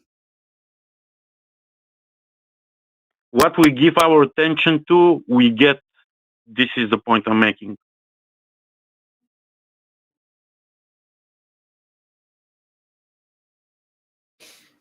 If it helps, there is a Wikipedia page for the Venus Project. It looks like it was founded just over 40 years ago, and it's down in Florida. And let's just say this much. I've been to Florida. I have not seen evidence of a hyper-advanced, fully abundance economy. Disney World seems to be a little bit closer to that than this particular locale, from what I can tell. So if you want to talk economic theory, I think you'll have a better chance arguing modern monetary theory with professional economists than some guy in Florida. Okay, thank you. So, what now? What now? I mean, we probably reached the nadir of this. Yeah. So Georgie, were you trying to shill a cult at us? Like, is this a cult? Like, I don't know. No, is this? It's one person. It's one person that made a vision for the future. Right. This sounds like a cult. Like, I mean, you're not distinguishing it from a cult. Like, if you look it up, you will know what I'm talking about. Okay, yes, and it sounds like a cult. Like, if you're saying that it's not a cult, how is it not a cult? No, it's a scientific society. Okay, yeah, a society with one person that you have to venerate, and you probably have to sign over all of your property to, right? Georgie, I don't believe in that stuff. No, does this person ask you to give him money? Like, does he sell things? Does he ask you to, he doesn't like, anymore. No, I just actually noticed that the founder of this, Jacques Fresco, has been dead since 2017. Oh shit. So I think this might contradict the earlier thing about us being immortal beings, since this gentleman that we're now talking about is dead as a doornail. Yeah, how can he be dead, Georgie, if we're eternal beings? We go to non-physical side of things. I don't know what that means. I don't know what the non-physical side of things means. Like that. And how do you only know? 1% places where this economic place works. Yeah. Only 1% of us is in physical reality, and we are the reality itself. We're dreaming it. So 1% makes the 100%, but where the other 99% don't exist, but do exist because we made them. I feel like this math I'm not ain't going to try to mathing. make that make sense.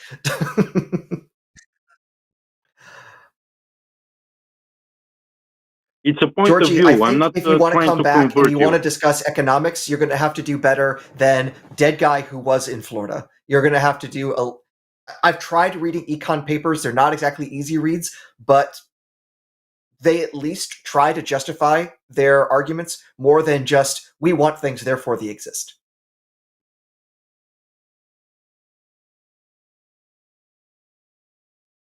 Excuse me, the last thing you said, we want things, therefore we exist. I was saying that it's not true, that we want things, therefore they exist. If that's the way that you're going to write your theory of economics, you're going to be poor, destitute, and not even a curiosity to most folks.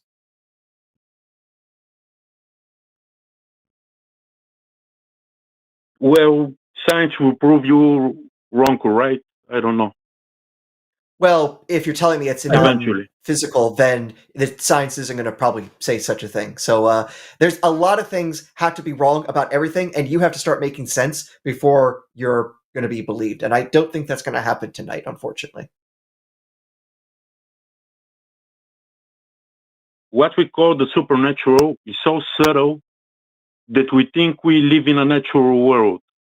But in reality, you mean so subtle that it's indistinguishable from non-existence? So yeah, Georgie, what we definitely need to move to super chats here in a second, but I'm kind of curious.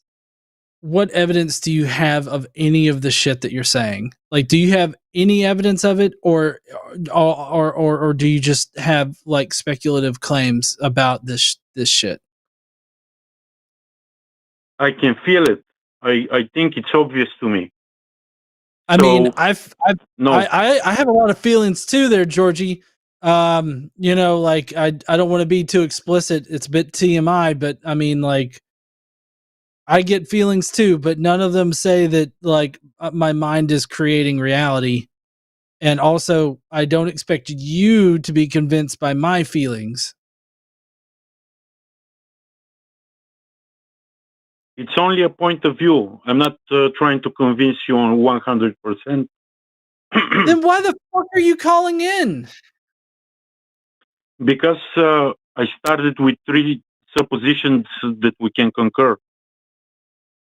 And not one of those suppositions has justified anything you have asserted. And instead, I have tried to reason through as much as I can the things you've said and see pretty blatant things that you just have to dismiss. That you basically have to somehow have wishful thinking be true, and yet somehow we've all deceived ourselves that our own wishes are undoing our wishes.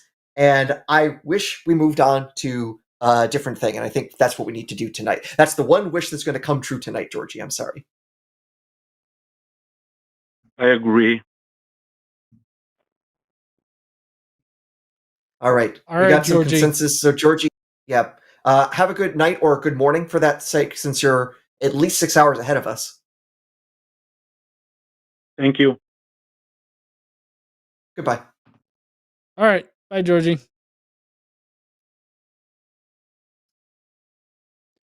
Okay. Interesting final call for the night. Awesome. So we do have the super chat to get to. If anybody wants to interact with us, get our opinions on anything, be sure to send in a super chat of $5 or more, and we will be able to interact with you. So, yes, there we go. Okay, I'll start us off. $10 from Zurith Moonpaw Brents. John must read this, please. Oh, a good thing I picked it up. Howee! It's Pride Month, y'all, and I'm happier than a pig in mud. Speaking pigs, pigs, sue Razorbacks. Maybe I was supposed to go howee.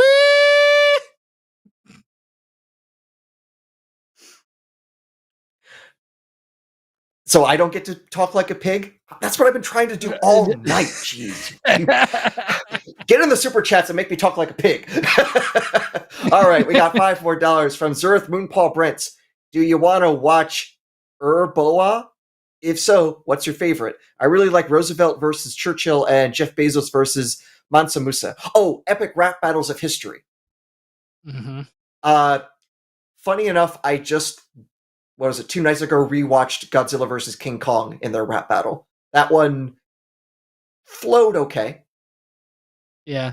I used to have when I was at work, I used to listen to the full playlist. Like I just put on the playlist, start from the very beginning, and I just listen to it all day.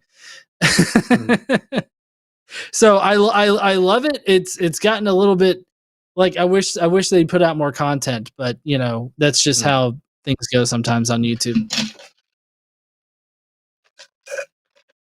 All right. You're up, John. Is it my turn? Yeah, my turn. So sorry. Zurith Moonpaw Brents says, why is anything associated with like nuclear radiation almost emerald green in shows / games, i.e. Fallout? Well, my guess is like they had the connotation that plutonium glows green, or maybe it's uranium glows green. I mean, you could see that kind of thing reaching all the way back to the inception of The Simpsons back in the 80s. So, I mean, I think that it was probably just a popularized sort of thing that just sort of ran with it. I'm just trying to think here, because I mean, you could buy products with uranium in it fairly easily, but most of the stuff I've seen with uranium is uranium oxide, and it has more of an orange color to it. So why green in particular? I'd have to look into that. I don't know.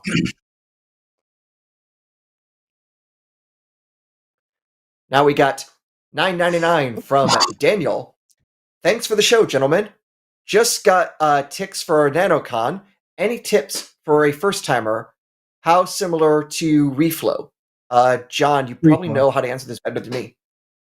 Yeah. So Free Flow is more of a traditional sort of conference where you have like full days of like speakers and panels and stuff like that. NanoCon, in the past at least, has been a little bit different of a conference in that they have multiple like workshops that you can attend. And these workshops, they go like they have like two of the same workshops a day, and you can choose which workshops you go to. So it's kind of like a choose your own adventure sort of conference. I'm actually, I was at Free Flow this year, and that's a great conference to go to if anybody goes to it. NanoCon I'm going to be at, and I'm actually going to be on a workshop or panel or something like that about content creation. And so I'm going to be there doing that. So I hope to see you there, Daniel, at NanoCon.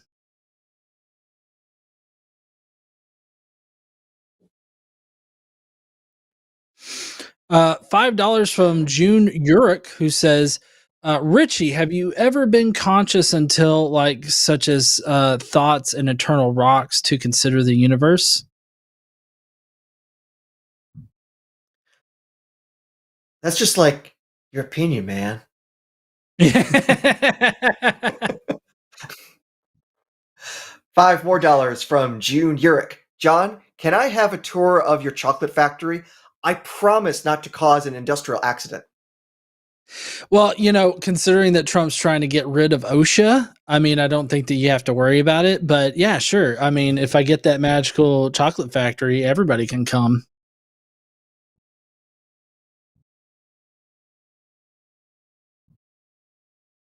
$5 from President Starscream, who says, I would just like to abuse my super chat privileges by making one of our lovely hosts say, Coronation Starscream. This is bad comedy. I don't know what that's from. Is that from Transformers? Well, Starscream is a Transformers character. The image for President Starscream is definitely taken from the original 80s TV show. So I assume we have to be doing this in the voice of Megatron, and I don't have that register. And all the more so, I definitely don't have it for Galvatron. And just to be there, because Galvatron was voiced by the Leonard Nimoy, and boy, oh boy, do I not have his gravitas.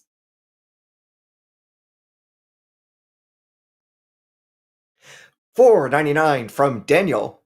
Go rape math get at na bucale i.e. nefail rom an. Okay, I'm guessing this is supposed to mimic Gaelic, but if it is, I probably just upset millions of people, and I apologize.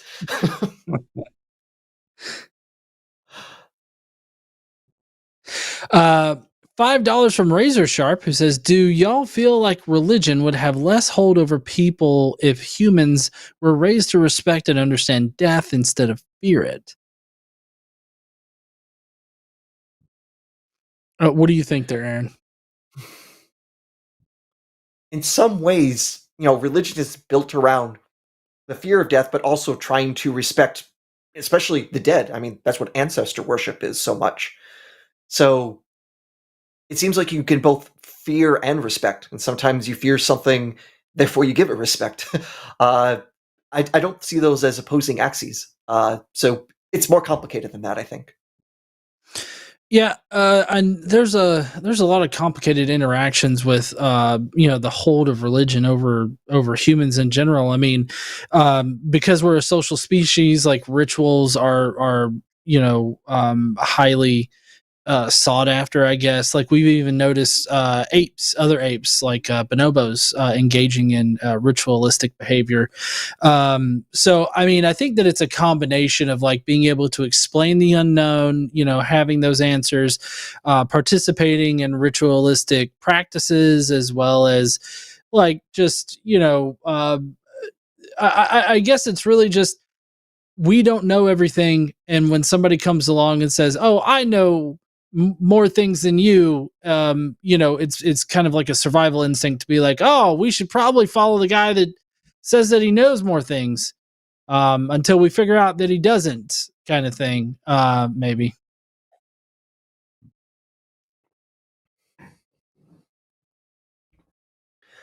$5 from Space Barbarian. Great show, y'all. Physics question for Aaron. I think that's me. Does the past still exist?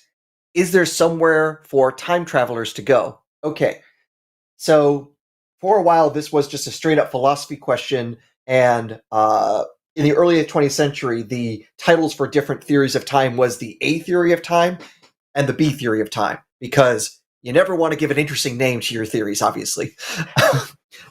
More fancy, it's usually called either presentism and eternalism. On presentism, only the present exists, the past no longer exists, the future does not yet exist. On eternalism, all points in time all equally exist in some form or the other. And at least on special relativity, the past, present, and future all exist equally, are all in a sense eternal. So a time traveler into the past would have a past to travel back to.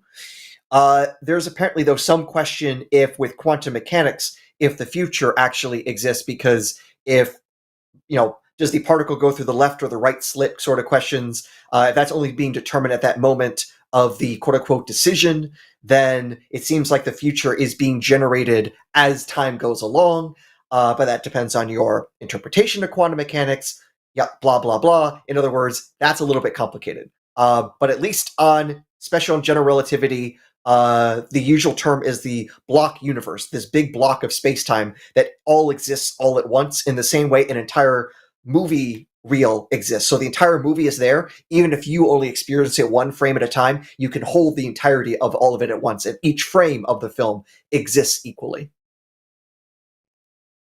Yeah, and there's a lot of different time travel movies that play around with those different theories of time, and it gets complicated quick. Yeah, I'm doubtful that travel into the past will be possible, in part because it leads to so many paradoxes, to put it mildly. But this actually has been tested by the great Stephen Hawking, if time travel is possible.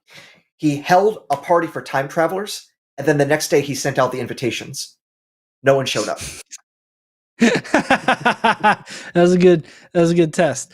Well, so I rather like, or at least it makes sense to me for you can't travel back in time to your own past, but like this whole idea of traveling to a different sort of universe, that's adjacent to you, that's similar, but at a different point in time in the past. And there was a prehistoric TV show on Fox that only made it one season. I can't remember what it's called, but basically they go back and they supposedly go back in time, but really it was they traveled to a different universe, but 65 million years in the past in that universe, compared to theirs. I can't remember. It was on Fox and it got canceled after one season. I can't remember what it's called, but maybe it was Land of the Lost? No, it wasn't Land of the Lost. Okay. I could look it up here real quick, but it's Primeval, maybe Primeval. But anyways, is this my turn to read or yours? Yes, it's yours. Okay. $5 from Stomp 10. I once saw the Predator in my sleep paralysis who told me to get right with God. My Christian friend told me it was an angel trying to warn me. Saw the Predator appeared as that's a fucking scary ass angel. I don't know if that's more scary than an actual angel as described by the Bible, or if it's just right there alongside it. Well, that angel's first words better have been, "Be not afraid."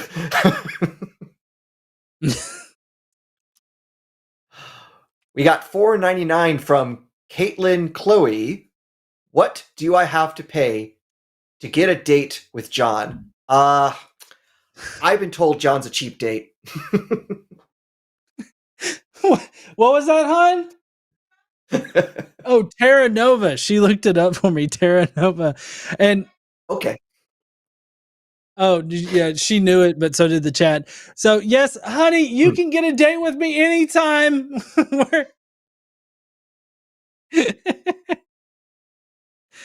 Answered. But yes, Terra Nova, that was interesting. They figured out that they weren't going to their own past. They were actually going to the past of a directly adjacent universe. And so that was an interesting twist that it had.